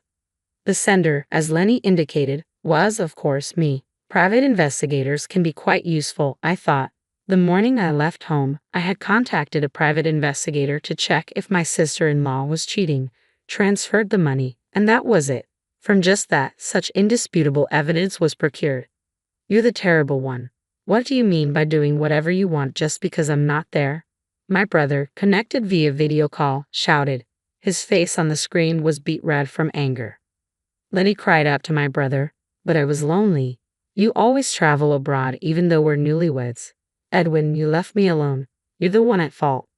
I could feel the anger radiating from my parents' faces, but I calmly stated, you're right, the fault lies with my brother. Lenny's expression turned to one of disbelief as she looked at me. I leveled my gaze at her, allowing no warmth to seep through. The real problem is my brother's lack of judgment in choosing a woman like you. Lenny, taken aback by my words, leaned toward me, fuming. What? You've got some nerve, you hideous shut-in, telling me such things. All this chaos, it's your fault. Despite the presence of my parents and brother, Lenny couldn't hold back her true colors. Realizing what she had just blurted out, her hand flew to her mouth. But it was too late. My parents and brother were taken aback, but I just flatly declared, Lenny is always like this. Lenny thinks of me as an ugly shut-in. She played the nice girl in front of everyone else, but she cheats and doesn't hesitate to be abusive to anyone she perceives as beneath her. My brother is also at fault for choosing to marry such a person. I was just stating the truth. After all, Teresa is a shut-in, not an influencer. That's just a lie, right? Lenny's brazen defiance was met with a sigh from my mom. I had no idea that Lenny was like this. Yes, Teresa spends a lot of time at home, but she's not a shut-in. She's a real influencer, Mom said. As Lenny gasped in surprise, I shared the name I use for my influencer activities. I suggested she look it up on her mobile phone, and she hurriedly began her search. Upon seeing the search results, a flustered Lenny looked back and forth between me and her phone. Then, with an expression of disbelief, she pointed at me. Really? Teresa is this person? Yep. Makeup is like magic, isn't it? I'm a beauty influencer. Born with a nondescript face, I use makeup to transform it, creating countless videos of my makeovers and posting them online. I sometimes receive requests from cosmetic companies to advertise their products in my videos. Thankfully, I have a large fan base, and when people think of beauty influencers, my name is often one that comes to mind. This house was built with the money Teresa earned, my mom added. This house, Letty gasped in response. I guess it's hard to believe that someone like me could have built a house in such a prime location so close to the station. As Lenny stood there dumbfounded, the doorbell rang. Wondering who could be visiting at such an hour, I walked to the door and opened it. I was the only one standing when the doorbell rang. A familiar voice called out, "Can I come in?" "Yeah, sure," I responded, and Nathan stepped inside. Seeing him walk through the living room door, Lenny recoiled. "What? Why is Nathan here?" "Oh, you must be the sister-in-law I've heard about. It's nice to know you recognize me." Thank you, Nathan replied, his radiant smile lighting up the room. He had been an actor since childhood, and we met at a social gathering for content creators, hitting it off right away. Nathan and I had been in a relationship for several years, but we kept it a secret. Upon Nathan's appearance, it seemed that Lenny finally believed I was an influencer. Lenny weakly murmured, "No way." From the other side of the screen, my brother told her, "This isn't the time for you to be upset about that." Things quickly spiraled from there. My brother declared to Lenny that he would demand a settlement and file for divorce. He was going to take a break and return to the US, and until then, he instructed Lenny to wait. With Lenny's parents living far away, she had to stay at our house until my brother returned. Our parents looked at Lenny as if she were something disgusting, making it clear that the days until my brother's return would be harsh and painful for her. Once we confirmed that my brother had escaped a woman like Lenny, Nathan and I decided to head home. On the drive back, I asked Nathan, "Why did you come with me?" He replied, "I didn't want my future wife, Teresa, to be mistreated." I found myself smiling at Nathan's kindness. My brother returned to the States 2 weeks later. During that time, Lenny had apparently taken leave and locked herself in her room while drafting the divorce papers. She was said to be crying. I love Edwin the most. But my brother didn't waver at all. After the divorce was finalized, Lenny began living alone, but the men who used to entertain her wouldn't associate with her anymore. Due to the shock of the divorce and her subsequent weight loss, Lenny, unable to receive help from anyone, repeatedly called my brother, but he blocked her calls. Furthermore, he went abroad again, leaving Lenny with no one to rely on. She quit her job and returned to her parents' home. Ironically, the woman who used to mock shut-ins had become one herself. Since then, my brother has been careful about his relationships with women. He met a wonderful woman abroad and married her. The new sister-in-law, a brave woman with beautiful blonde hair, is learning English so that she can communicate with me and our parents. In time, Nathan and I also got married. Our wedding made the news, and the marriage of Nathan, who had been beloved since his childhood acting days, was celebrated. I was accepted by the public as Nathan's wife. Now that everything is resolved and peaceful, my family and I are living happily.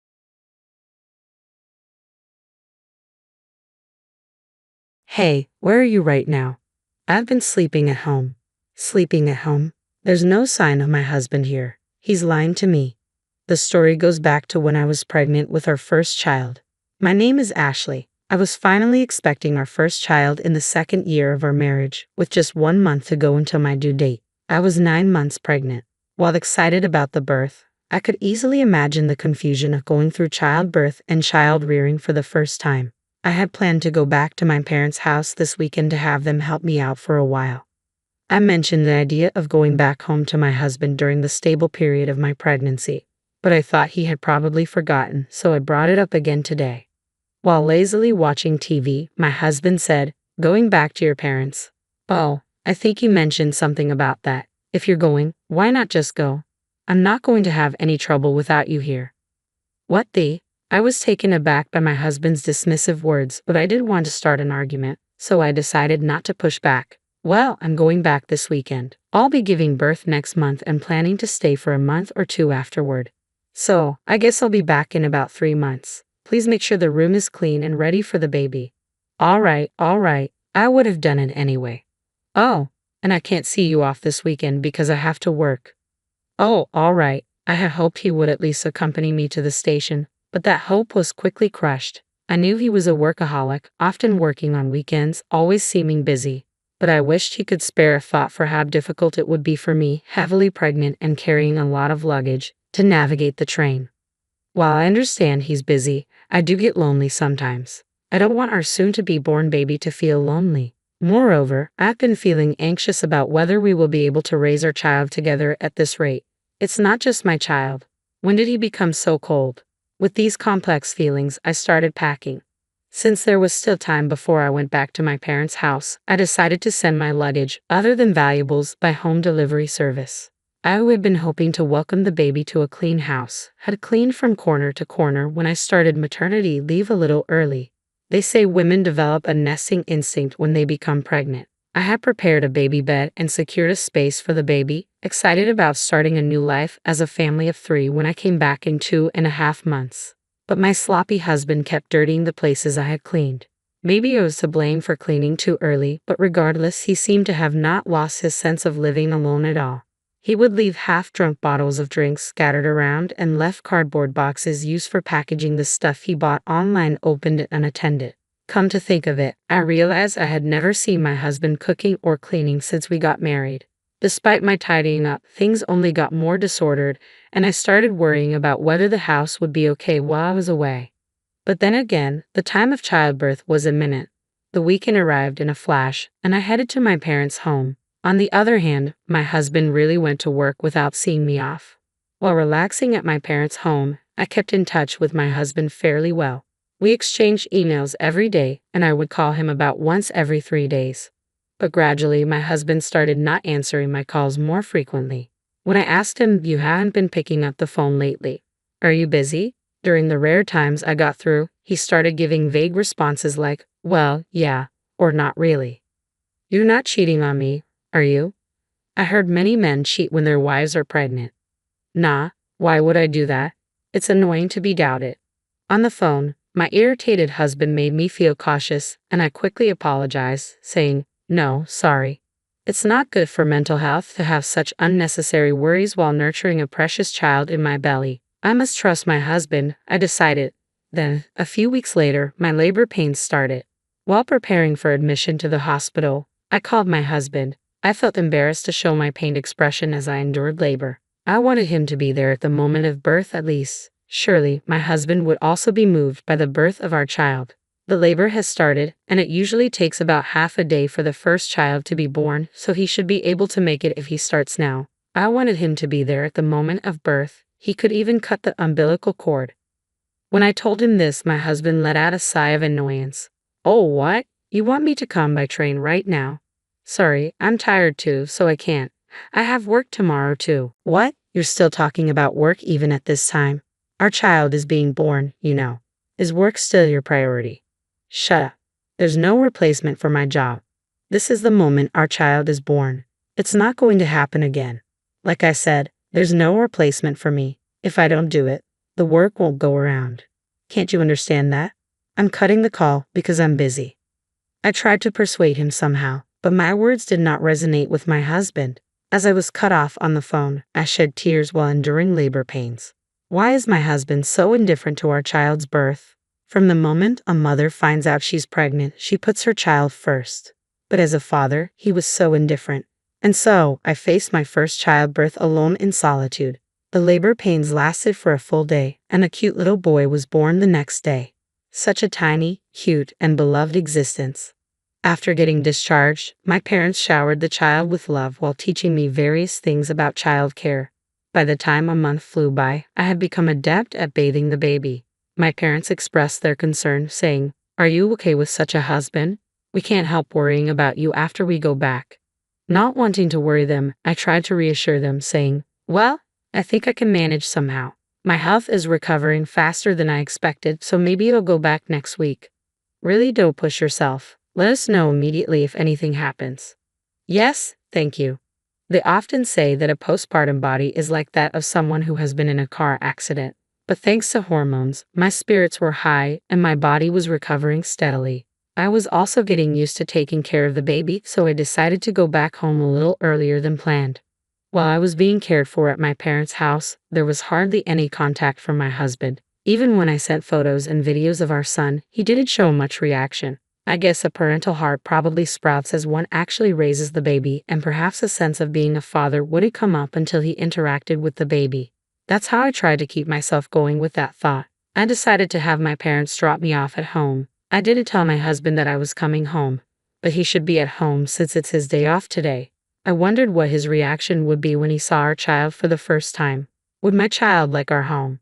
After a few hours' drive, we arrived home. I carried my son while my parents loaded their luggage, and I unlocked the door. But what welcomed us was a dark and silent room. "We're home a bit early, but we're back. Hey, no one's here." "Oh, what is this smell?" Entering the living room, a foul odor hit our nostrils. Turning on the light revealed a sight I hadn't imagined. The room was in a state of disarray, reminiscent of a garbage dump. Dirty dishes and half-eaten pizza were stuffed in the sink. Clothes and food and drink trash were scattered about. Half-drunk juice had mold floating in it, emitting a strong odor. The table was covered in stains and dirt. The shower room and sink were filled with black mold. The toilet was dirty and stunk. And in the crib we had prepared for our son, there were piled up unused cardboard boxes and garbage bags. I had told him to keep it clean for welcoming our son, but the reality was far from clean, and I was shocked. There's no way we can live in such a dirty house. Above all, I was most upset about the crib being soiled. Hey, isn't this too much? What's going on? There's no way we can raise a baby in a place like this. My parents were furious and searched for my husband, opening each room. But my husband was nowhere to be found. Where could he be on his day off? Another weekend shift, perhaps? But we don't even know if his previous shifts were true. He's not on a commission basis, so working on the weekend doesn't increase his salary, and his company is supposed to follow the calendar. I had honestly been dubbing him, always disappearing on the weekends. Let's try calling him, I suggested. There was no way we could stand in such a cluttered room anymore, so I evacuated my bewildered parents outside for a moment and called my husband, but he didn't answer. Finally, on the third try, he picked up. Hey, where are you now? I was sleeping at home. Why? At home? We had searched the whole house, but neither my parents nor I had seen my husband. Could he possibly be buried in a mountain of trash? But we couldn't feel any human presence, and his tone didn't sound like he had just woken up. Then, I heard a woman's voice over the phone. I couldn't make out what she was saying, but it was definitely a woman's voice. At that moment, I realized everything. This man, he's cheating on me. I can't believe he would cheat on me while neglecting our child. The house was a mess while we were gone. He was cheating on me, and I was furious. A father like this is unnecessary for our son. I'm fed up with a husband like this. If he likes the other woman so much, then I'll let him have her. How can you live in such a messy, rotting-smelling house? Oh, I get it. Maybe a burglar came in. I need to report this to the police. Huh? You're at your parents' house, right? What are you talking about all of a sudden? My anger escalated at my confrontational husband, and I raised my voice. You're the one lying about being at home, aren't you? Stop playing dumb. It's absolutely unacceptable to turn the crib into a garbage dump. I'm not coming back to this house. We're getting a divorce. I said this rapidly and hung up the phone. After that, I actually reported to the police that we were victims of a burglary to punish my husband. I told my parents and son to go back to my parents' house first, and I waited for my husband in front of the house. The police arrived before my husband did. I invited them into the house as if I were welcoming guests, and soon after, I saw my husband coming this way. Unbelievably, there was a woman walking alongside him. My husband approached me with a face that seemed to say, "This is bad. Hey, you weren't supposed to be back until next month. But who is she?" The woman standing next to him was glaring at me, arms crossed. And who are you, for that matter? What? In spite of running into his mistress, I felt strangely calm. I decided to ask the woman some questions. As it turned out, my husband had been meeting her while concealing the fact that he was married. I was so disgusted with my husband that I didn't know how to react anymore. Hey, at least hear me out. My husband tried to grab my shoulder in a fluster, but I slapped his hand away, not wanting him to touch me. Don't touch me, it's repulsive. The police are checking the room right now. I hope you feel embarrassed having them scrutinize the mess you've made. I'm leaving now. You can explain to the police. Goodbye. Leaving them with a parting shot, I headed back to my parents' house, leaving my husband and the woman in a daze. There were numerous calls from him, but of course, I did not answer. I finally decided to respond that night. Apparently, he had explained the situation to the police and returned home with a troubled look. The police, pinching their noses against the foul smell and struggling to move around the room, must have been quite embarrassing for him, but he brought it upon himself. After being dumped by the woman he had been lying to, all that was left for my husband was his shame and a house in shambles. Come on, I'm sorry. Come back. I've been looking forward to seeing our son. If he truly felt sorry, he should have at least come to my parents' house. Thinking that he could apologize over the phone and everything would be fine showed what a terrible person he was. Even though you never showed any interest before, you suddenly care. You weren't even there when I gave birth, despite me asking you to come several times. Well, I thought you knew that I would. I'll clean up the room. I can't do household chores without you. I need you. I could imagine my husband getting more desperate and breathless on the other end of the line as I continued to reject him. No matter how much you beg, it's not happening. You should have kept that woman. If you can't handle housework, have her do it for you. But that was just a fling. It was a momentary lapse. You're the only one for me, Ashley. A fling? Weren't you seeing her every time you said you had to work overtime? Well, that's a different, I pressed my husband, who was mumbling incoherently, and he confessed that he had been cheating on me with multiple women from his high school that he had reconnected with at a friend's wedding party. He's a scumbag either way. There's no point in talking. I started to feel chills listening to my husband desperately apologizing in a voice close to tears. I can't believe it. You disgust me. Were you planning to touch our son with those hands? Unthinkable. I won't do it again. I'll come to pick you up right now. I want to see you and our son. I'll prove my sincerity. Let's go home together. I couldn't believe what I was hearing from my husband's defiant voice. What is he thinking at this point? I can't trust you. There's nothing more to talk about. I'll raise our son on my own. Ashley, please forgive. I hung up without hearing the rest of his words. The sound of the call ending echoed emptily in my ear, and so our short marital life came to an end. Half a year has passed since then, and I decided to start working, relying on my parents. Once I've saved up enough money, I intend to leave my parents' house and start living on my own with my son. I'm in the midst of divorce negotiations with my husband, mainly for the sake of alimony. Having limited experience living alone, my husband is apparently unable to manage household chores, and most of his meals are from dining out, leaving the house in disarray. However, that's no longer my concern. I will do my best, expressing my abundant love for my son.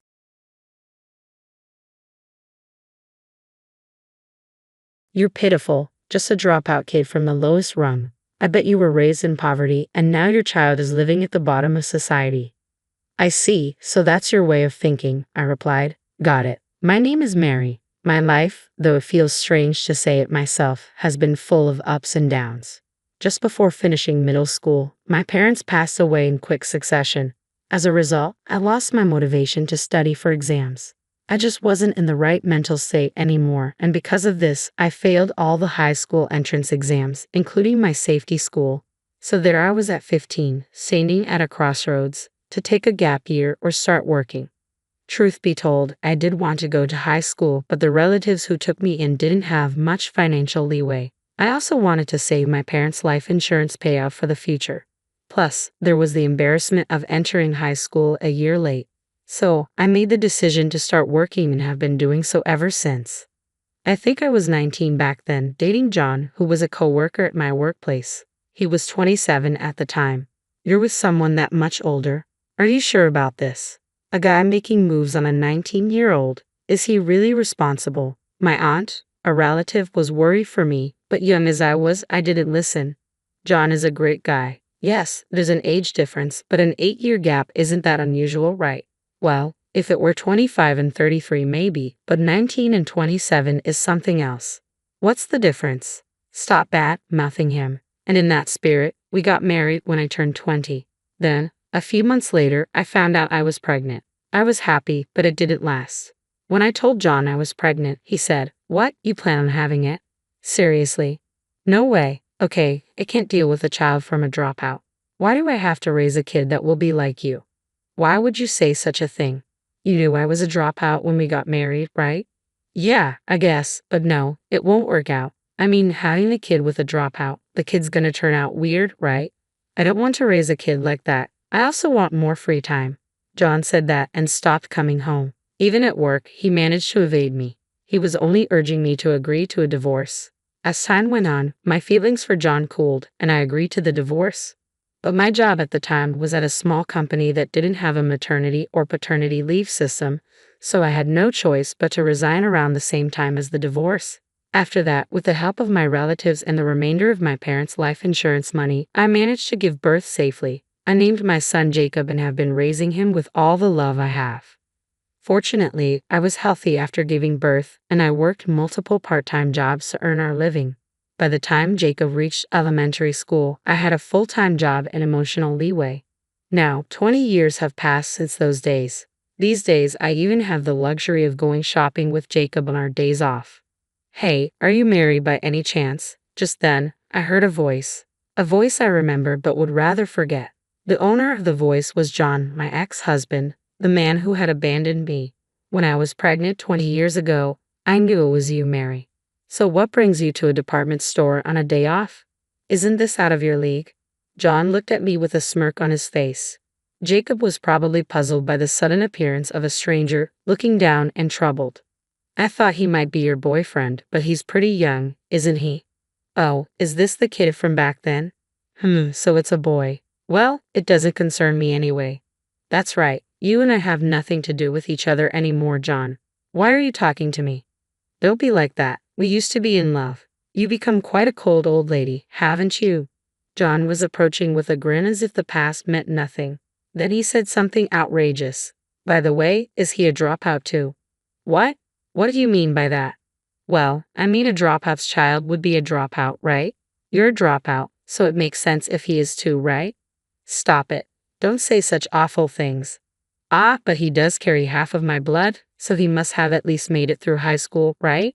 Well, in this day and age, even with a high school diploma, you're pretty much at the bottom of the barrel, John exclaimed, mentioning the name of a well-known multinational company, the type you'd often see in commercials these days. Mary, even you must know this company, right?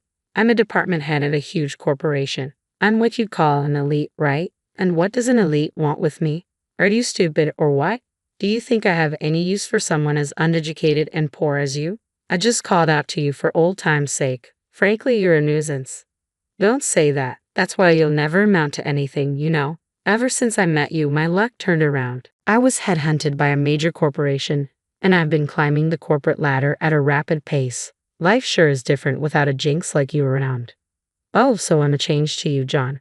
In that case, wouldn't it be better if you didn't contact me? No, sometimes I just want to look at the bottom of the barrel to remind myself how fortunate I am. You see, in my company, there's no one like you, not even the lowliest workers. But it really seems that poverty is a spiral, and the bottom will always stay at the bottom.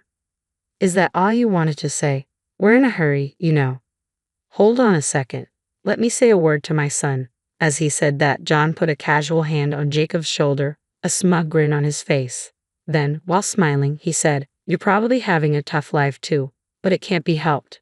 Blame your mother for being poor and uneducated. If you're going to resent someone, resent your mother for giving birth to you right out of middle school." John seemed satisfied after saying this. Just then, a beautiful woman who seemed to have a close relationship with John came over. "John, what's taking so long?" The restroom was crowded. "Oh, I just happened to run into an old acquaintance. Can you believe this woman dropped out of school in the middle of high school? Not even a high school grad, but a middle school dropout. Can you believe it? And her son will probably end up at the bottom of the barrel as well. Isn't it good that you didn't have to lead such a poor life? You're lucky to have caught a high-performing guy like me," John bragged, completely ignoring us as if we weren't even in his field of view. However, the woman seemed to notice Jacob when he raised his head. She pointed at him and started to shake uncontrollably. Isn't he? What's wrong? Isn't that the president of one of our major clients?" Surprised by the woman's voice, John turned around. The moment he saw Jacob's face, his eyes widened instantly. Seeing this, Jacob slowly opened his mouth. "I did hear your company's name earlier, but seeing your face, I thought it might be you. Indeed, you were the one. Thanks for your hospitality at that dinner the other day." "Oh, that Mr. Jacob. You were so modest at the restaurant. It's surprising to see this side of you, criticizing people publicly, calling them low-life and uneducated as you please. You're pretty rude, aren't you?" No, that's Lily. Why didn't you tell me? I couldn't see him well. Besides, I work in a different department. I can't remember all the clients' faces."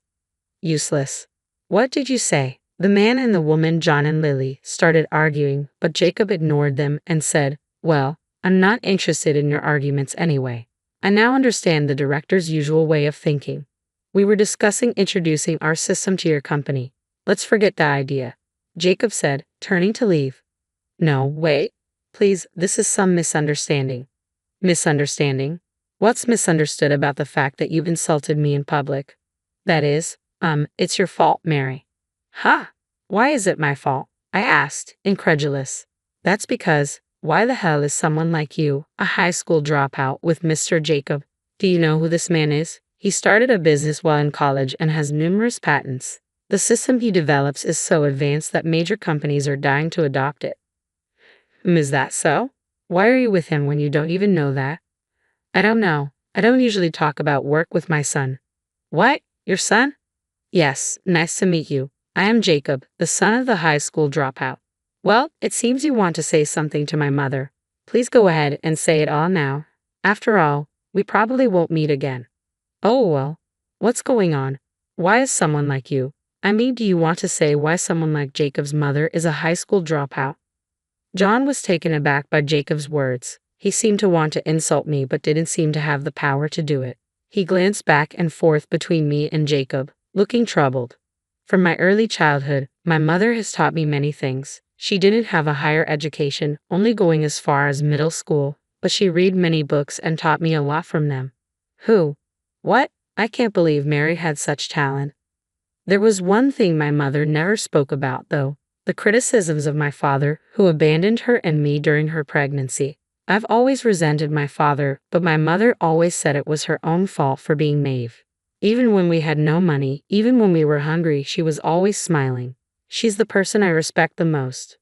So you respect her, but Mr. Jacob, you have my blood too, right? Can you really not sign a contract with my company? Yes, I can't. What's really unthinkable is your behavior. This is a public place, you know. Don't you think your actions have been embarrassing? No. That's the truth. I just see Mary as a stupid woman. That's all. And what does that make you? The man who had a child with this stupid woman. What kind of person does that make you, the one who abandoned her when she was so young? Maybe she was naive, but do you have any idea how much hardship she has gone through? You seem proud of working for a big company, but why didn't you give her even a single cent of child support? John seemed at a loss for words at Jacob's accusations. Upon hearing Jacob's words, Lily's expression changed. Her face, which had previously looked troubled, was now glaring at John. Hold on a second. That's not what I heard. No, you just be quiet. No way. Didn't you tell me that your previous wife cheated on you and left? That you weren't allowed to see your child? That you couldn't even get her to accept your child support payments, so you just kept saving it? Was all that sob story a lie? It seems likely that it was a lie. My mother and I are still living with our relatives. The father there should know the place. If he really wanted to give child support, he could come there at any time. Hey Mom, has this man ever contacted you? Not once. Not on my cell phone, not at a relative's house, and of course, I've never heard anything about child support. Hearing my words, Lily looked furious. In contrast, John turned a sickly pale color. You lied. You're the worst. I'm glad I never married you. We're breaking up right now. Wait, Lily, please don't leave me. John hurriedly chased after Lily. Jacob and I looked at each other and burst into laughter at the retreating figures. John's appearance was so pathetic that we couldn't help but laugh. We enjoyed some window shopping after that and went home feeling satisfied. Jacob later filled me in on the details. His company and John's were about to sign a substantial contract, but Jacob decided to withdraw at the last minute. Naturally, John's company asked why. It seems like Jacob was completely honest about it all. He said, "Your representative was my father, the man who left my pregnant mother and never provided child support. To trust such a person and do business with him? Impossible. The system I developed is like my own child. To entrust this system to him, just thinking about it makes me feel disgusted." Of course, this failure became a major issue. The company apparently punished John by demoting and sidelining him, hoping that this would make Jacob reconsider the contract. From Jacob's perspective, it seems like he might reconsider if they cut John's bonus. Surely John will be facing even tougher times from now on. But that's what he deserves, right? He's 48 now, so he only needs to endure another 12 years until retirement. My mom had it way tougher for much longer. When you consider that, this isn't tough at all. Jacob, saying this, had a face of genuine anger. I understood his feelings, so I didn't plan to stop him. In his panic, John came running to our relative's house. At the entrance, he bowed deeply, pleading desperately. "I'm sorry for what I did back then. I lied about having paid child support, but I do have savings. I'll give Jacob the equivalent of child support as a gift while I'm alive. I'll even pay Mary compensation if necessary, so please reconsider." However, Jacob didn't even want to hear such talk. He said to John, "I'm not interested in your savings now. Our hardship was in the past. You didn't help us then, and now you only want to save yourself. That's an awful thing to say. Ah, sorry. I was young too. Please forgive me. People who truly regret their actions wouldn't say they could pay if needed. You're just selfish to the end. Please leave. If you come to this house again, I'll call the police. Wouldn't that jeopardize your position in the company even further? At Jacob's words, John fled in a panic. Thanks to Jacob, he probably won't come to this house again. We should be able to live peaceful days from now on. Jacob is currently busy earning all his college credits, but once that's all done, he plans to take the entire family on a trip to a hot springs resort. I told him he didn't have to do that, but Jacob insisted he wanted to return the favor. If that's the case, we'll gratefully take him up on his offer. Surely we'll be able to have a good time on that trip.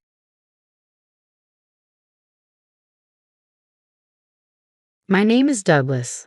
I had a brother, Jonathan, who was 2 years younger than me, but he passed away in a car accident 3 years ago. His wife, Kelly, was left a widow. To support my grieving family, I moved back to my parents' home from living alone, helping them and Kelly through the tough times. In this situation, I'd uncovered a shocking secret about Kelly. Embarrassed, she made a surprising proposal to me. Dinner tonight is your favorite beef stew. Try not to work late and come home early, okay? I checked the message Kelly sent and replied, "Thanks, I'll be home soon." "Great, be safe on your way back," she responded. I put my phone away and started the car. It felt like a message from my wife, but technically she's not. Kelly was Jonathan's wife, making her my sister-in-law. After Jonathan passed away, she started living with my parents. I also moved back home to support my family. Of course, I was devastated by Jonathan's death, but I felt the need to support my parents and Kelly, and that motivated me. As 3 years have passed since the accident, my family has started to recover. Kelly now works part-time and helps with the housework. I heard that Jonathan fell for Kelly because of her cooking, and honestly, her cooking is excellent. I look forward to it every day I'm home. "Hi Douglas, how was your day?" When I got home, Kelly, who was wearing an apron, greeted me and took my bag and coat to my room. "Make sure to wash your hands. There's a flu going around." "Got it," I replied. I washed my hands as she told me and went to the dining room. Together with my parents and Kelly, we sat at the table eating dinner while chatting. It's the happiest and most peaceful time of the day. "Oh, by the way, Douglas, are you good with computers?" "I use them at work, so I know a bit." My computer in my room suddenly stopped working. "Can you take a look if you don't mind?" "Did anything happen to cause it?" "No, it just won't turn on suddenly." "That's strange. I'll check it out later." "Thank you so much." Although I'm not an expert on computers, I've fixed my tech-challenged boss's computer many times when he said it broke without him doing anything. Of course, I couldn't refuse a request from my sweet sister-in-law. After dinner, I took a shower and went to Kelly's room. She had also showered and was in her pajamas, ready for bed, but she welcomed me warmly. "How is it? Do you think it needs to be repaired?" she asked anxiously, watching me as I checked her computer. I quickly found the problem and got the power back on. "Wow, amazing. How did you do that?" "It was nothing. The power cord was just unplugged." "Oh, so it's not broken. Mind if I check it a bit more?" "Sure, go ahead." Kelly looked down. "I can't believe it was just the cord." "How embarrassing," she murmured softly. I couldn't help but chuckle, thinking she really was bad with machines. The computer originally belonged to Jonathan, and now Kelly and my parents use it occasionally for research. It still has a lot of data Jonathan left behind. Feeling nostalgic, I opened one of the files. He was into photography and often took pictures of our family and landscapes. While looking at the nostalgic photos, I noticed an unfamiliar file. "Oh, that is," Kelly tried to stop me, but it was too late. I had already clicked and opened the file. Displayed were numerous images of the recent pop star Cherry. "Oh my," Kelly blushed with embarrassment, covering her face with her hands. I was surprised and said, "No way, Kelly, you like Cherry?" "Yes," she nodded while still covering her face. "I'm a big fan of Cherry too." "Really?" She looked at me in surprise as I excitedly continued. "I never thought I'd find another fan so close by. Did you go to last month's concert too?" "I did. I was there too. But Kelly, didn't you say you were meeting a friend that day?" "Oh, you said you had a work party, right?" We looked at each other, realizing neither of us had mentioned going to a pop star's concert. I had kept my love for Cherry a secret from my parents and coworkers because I felt embarrassed to be a 33-year-old guy obsessed with a teenage star. I understood that Kelly felt the same way. Now that you've seen the file, there's no helping it, Douglas. You'll join me, right? Huh? In supporting Cherry, you'll join me, right? And of course, we'll keep it a secret from my in-laws. Oh, sure. Though I was a bit confused, I soon nodded. Okay, let's do that. I'm glad to have someone close by to talk about Cherry with. Cool, it's a promise, Kelly said, offering her pinky for a promise. We made a pinky promise, forming a fan alliance for Cherry. From then on, we shared a secret bond. We went to Cherry's concerts and events together, discussing our thoughts on her new songs. Unlike me, who worked full-time, Kelly had a part-time job with flexible hours, so she would go to the store on release days and buy my CDs too. Kelly didn't have a driver's license, so I would drive us to concerts and events. We had a win-win relationship as fellow fans. Hey, it's hard to ask, but are you two in that kind of relationship? My mother suddenly asked about 6 months after Kelly and I had formed our alliance. The four of us, my mother, my father, Kelly, and I, were having our usual peaceful dinner, but her question broke the tranquility.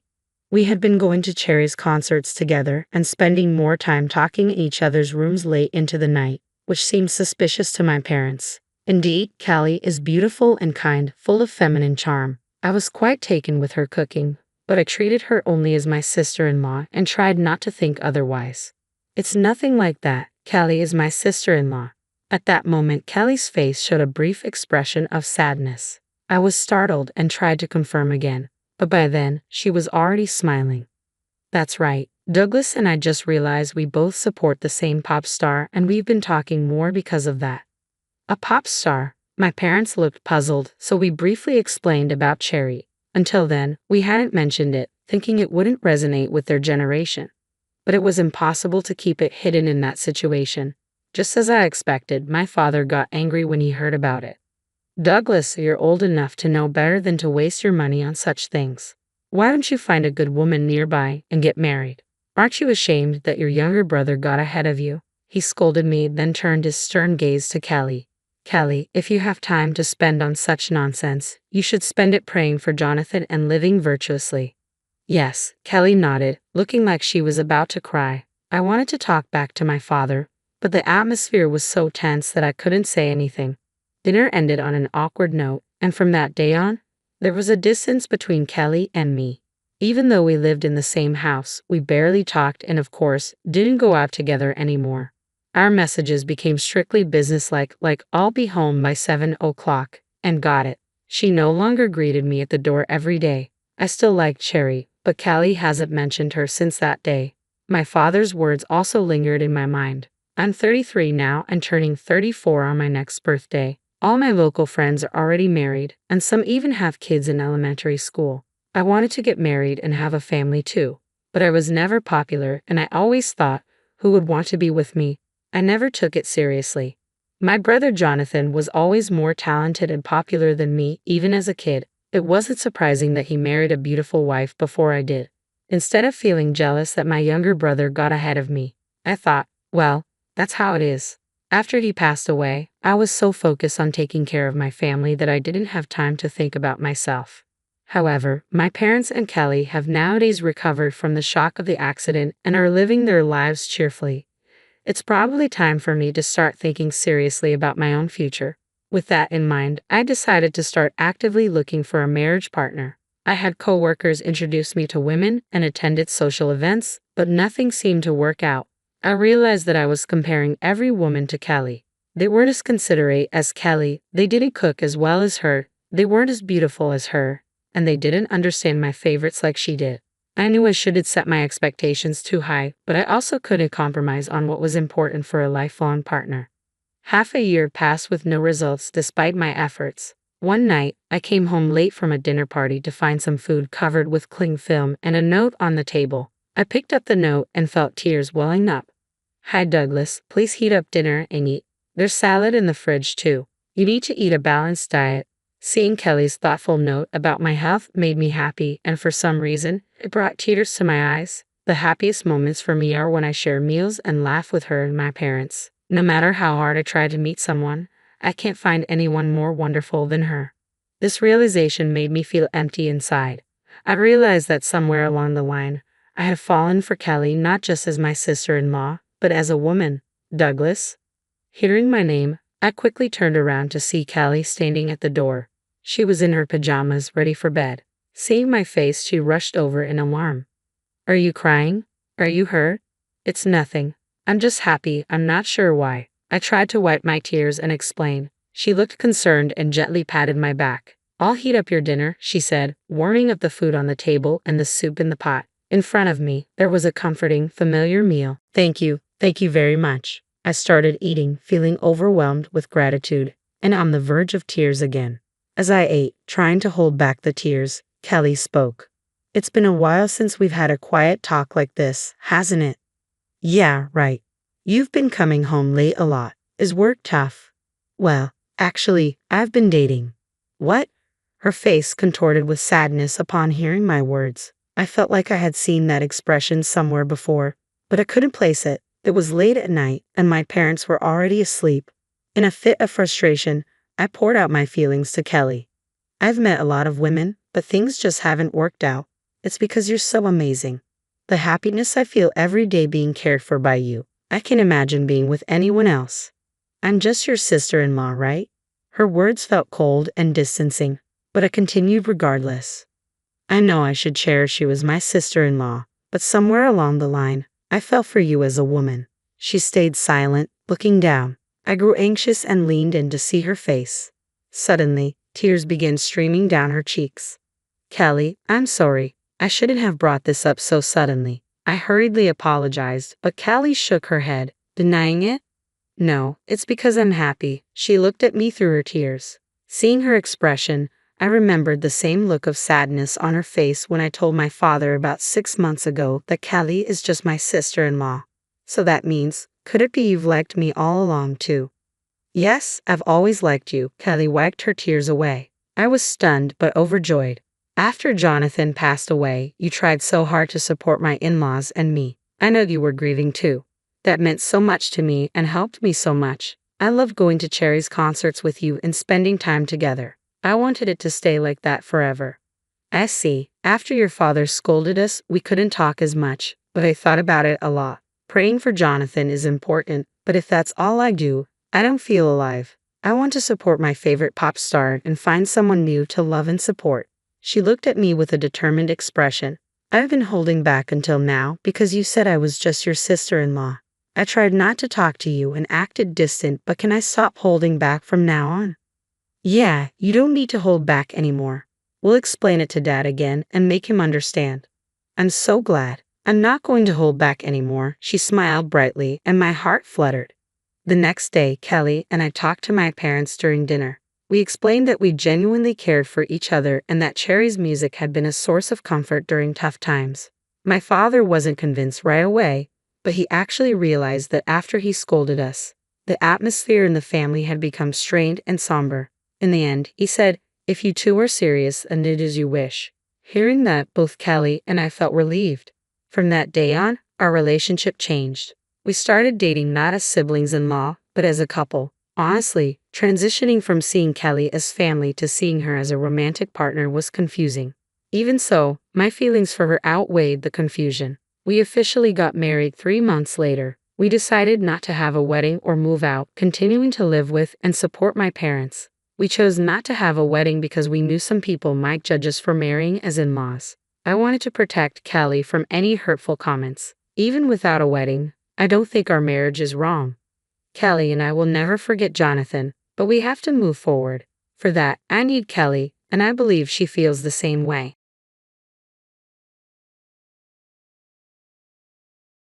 Finished moving out yet? I asked. We're just about to leave, Joseph replied. Good, you're quick. We'll move our stuff and right away too. My brother-in-law Michael and his family seemed to have it all planned. The moment we left our family home, they moved their stuff in, settling in as if they owned the place. Did we do the right thing letting them in? I vented my concerns to Joseph. He simply laughed. Don't worry. Let them have their fun. It's them who will come crying to us later. Sure enough, a few months later, Michael called us in a panic. I couldn't help but laugh at their grand misconception. My name is Mary. I met Joseph in college. He was a senior, a year older than me. At the time, the 1 year age gap felt significant, and Joseph, being so reliable, looked truly dependable. As my feelings for Joseph grew, I confessed to him. Fortunately, Joseph felt the same way, and we started dating. Even after graduation and starting our jobs, our love continued to grow. We couldn't live without each other. Joseph proposed during our 5th year of work. I was thrilled but nervous about meeting his parents. Joseph, your dad runs his own business, right? And your mom comes from a wealthy family. Will they be okay with someone like me? Joseph reassured me with a smile. You're thoughtful and most of all kind.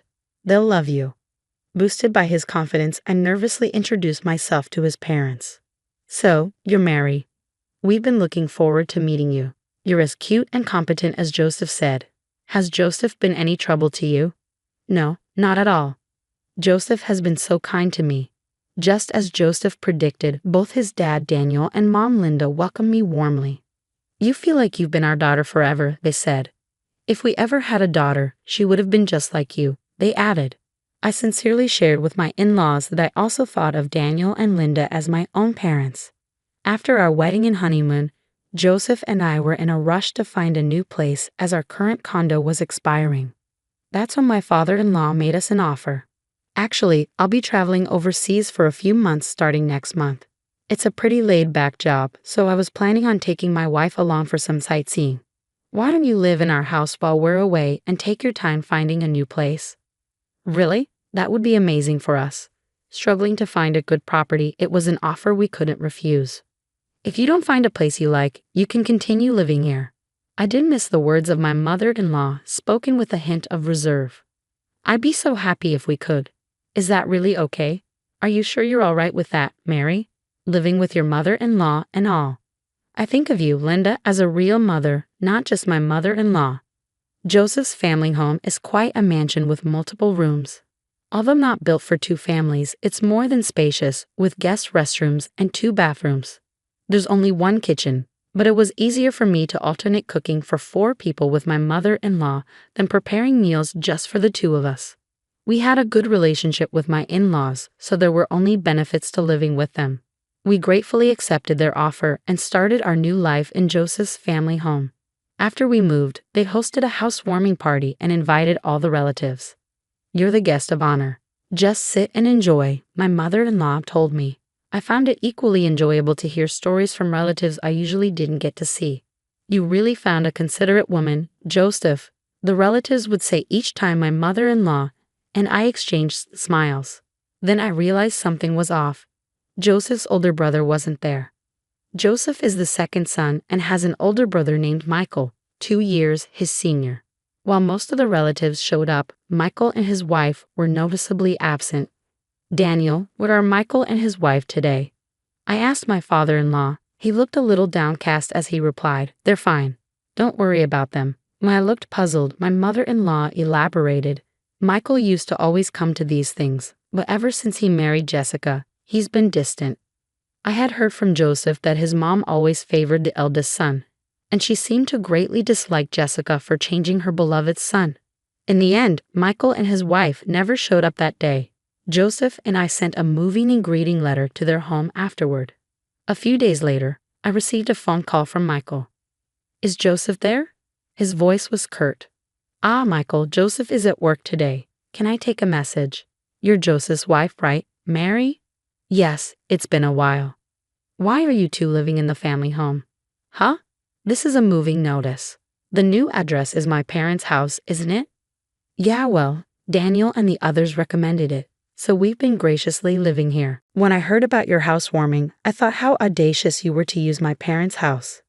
But I never thought you'd actually be living there. You've got some nerve.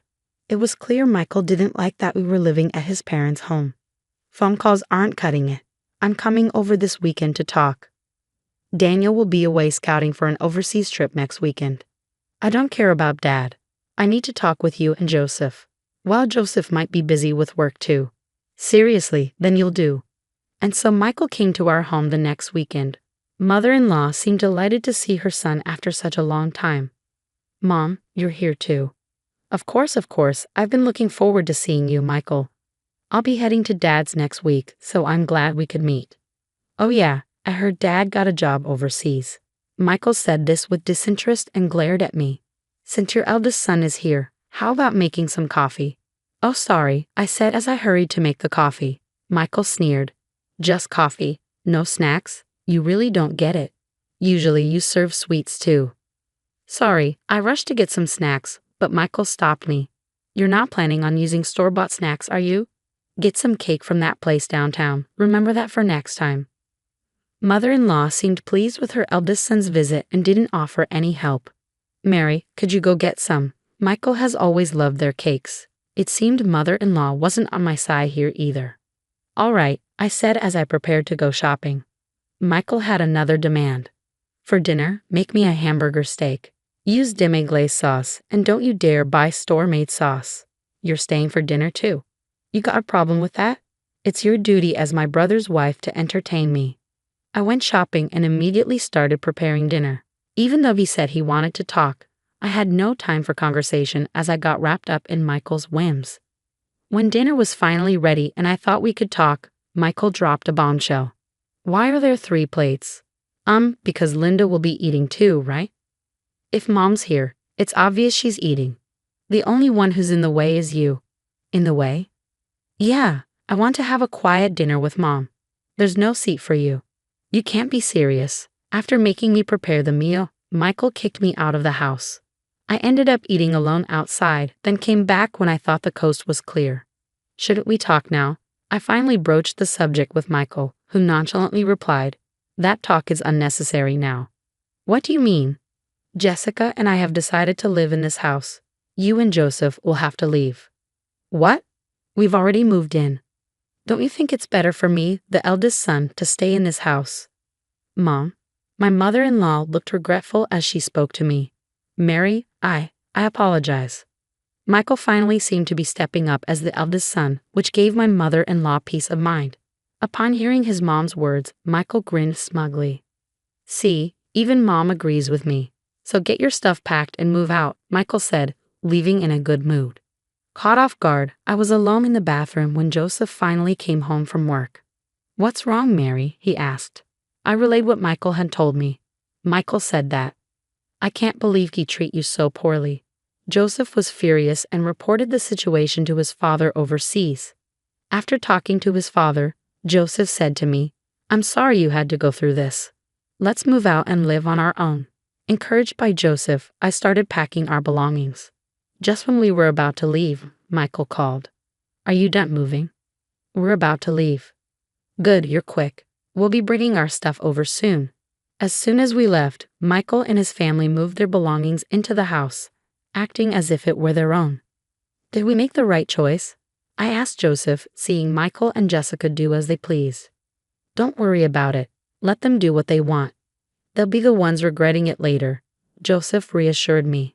And just like Joseph said, a few months later, Michael called us in a panic. Hey, Dad and Mom just contacted me. They said they're coming home from the airport. What's going on? Isn't it obvious? Their assignment overseas is over, so they're coming back. I thought they'd be staying there for a while. I didn't hear anything about them coming back. I thought this house was handed down to us. Originally, we planned to live together once they returned. You knew that when you pushed us out to live here, didn't you?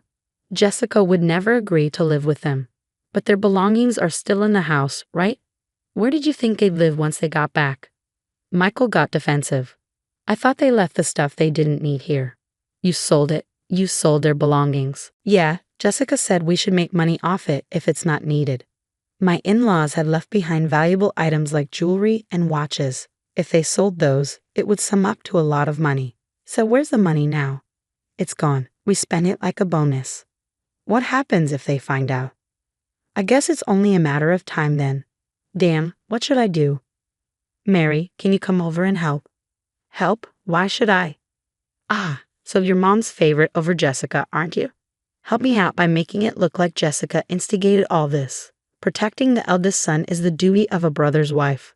Don't kid yourself. No way I'd ever lift a finger for a disrespectful couple like you. Please, I apologize for everything up until now.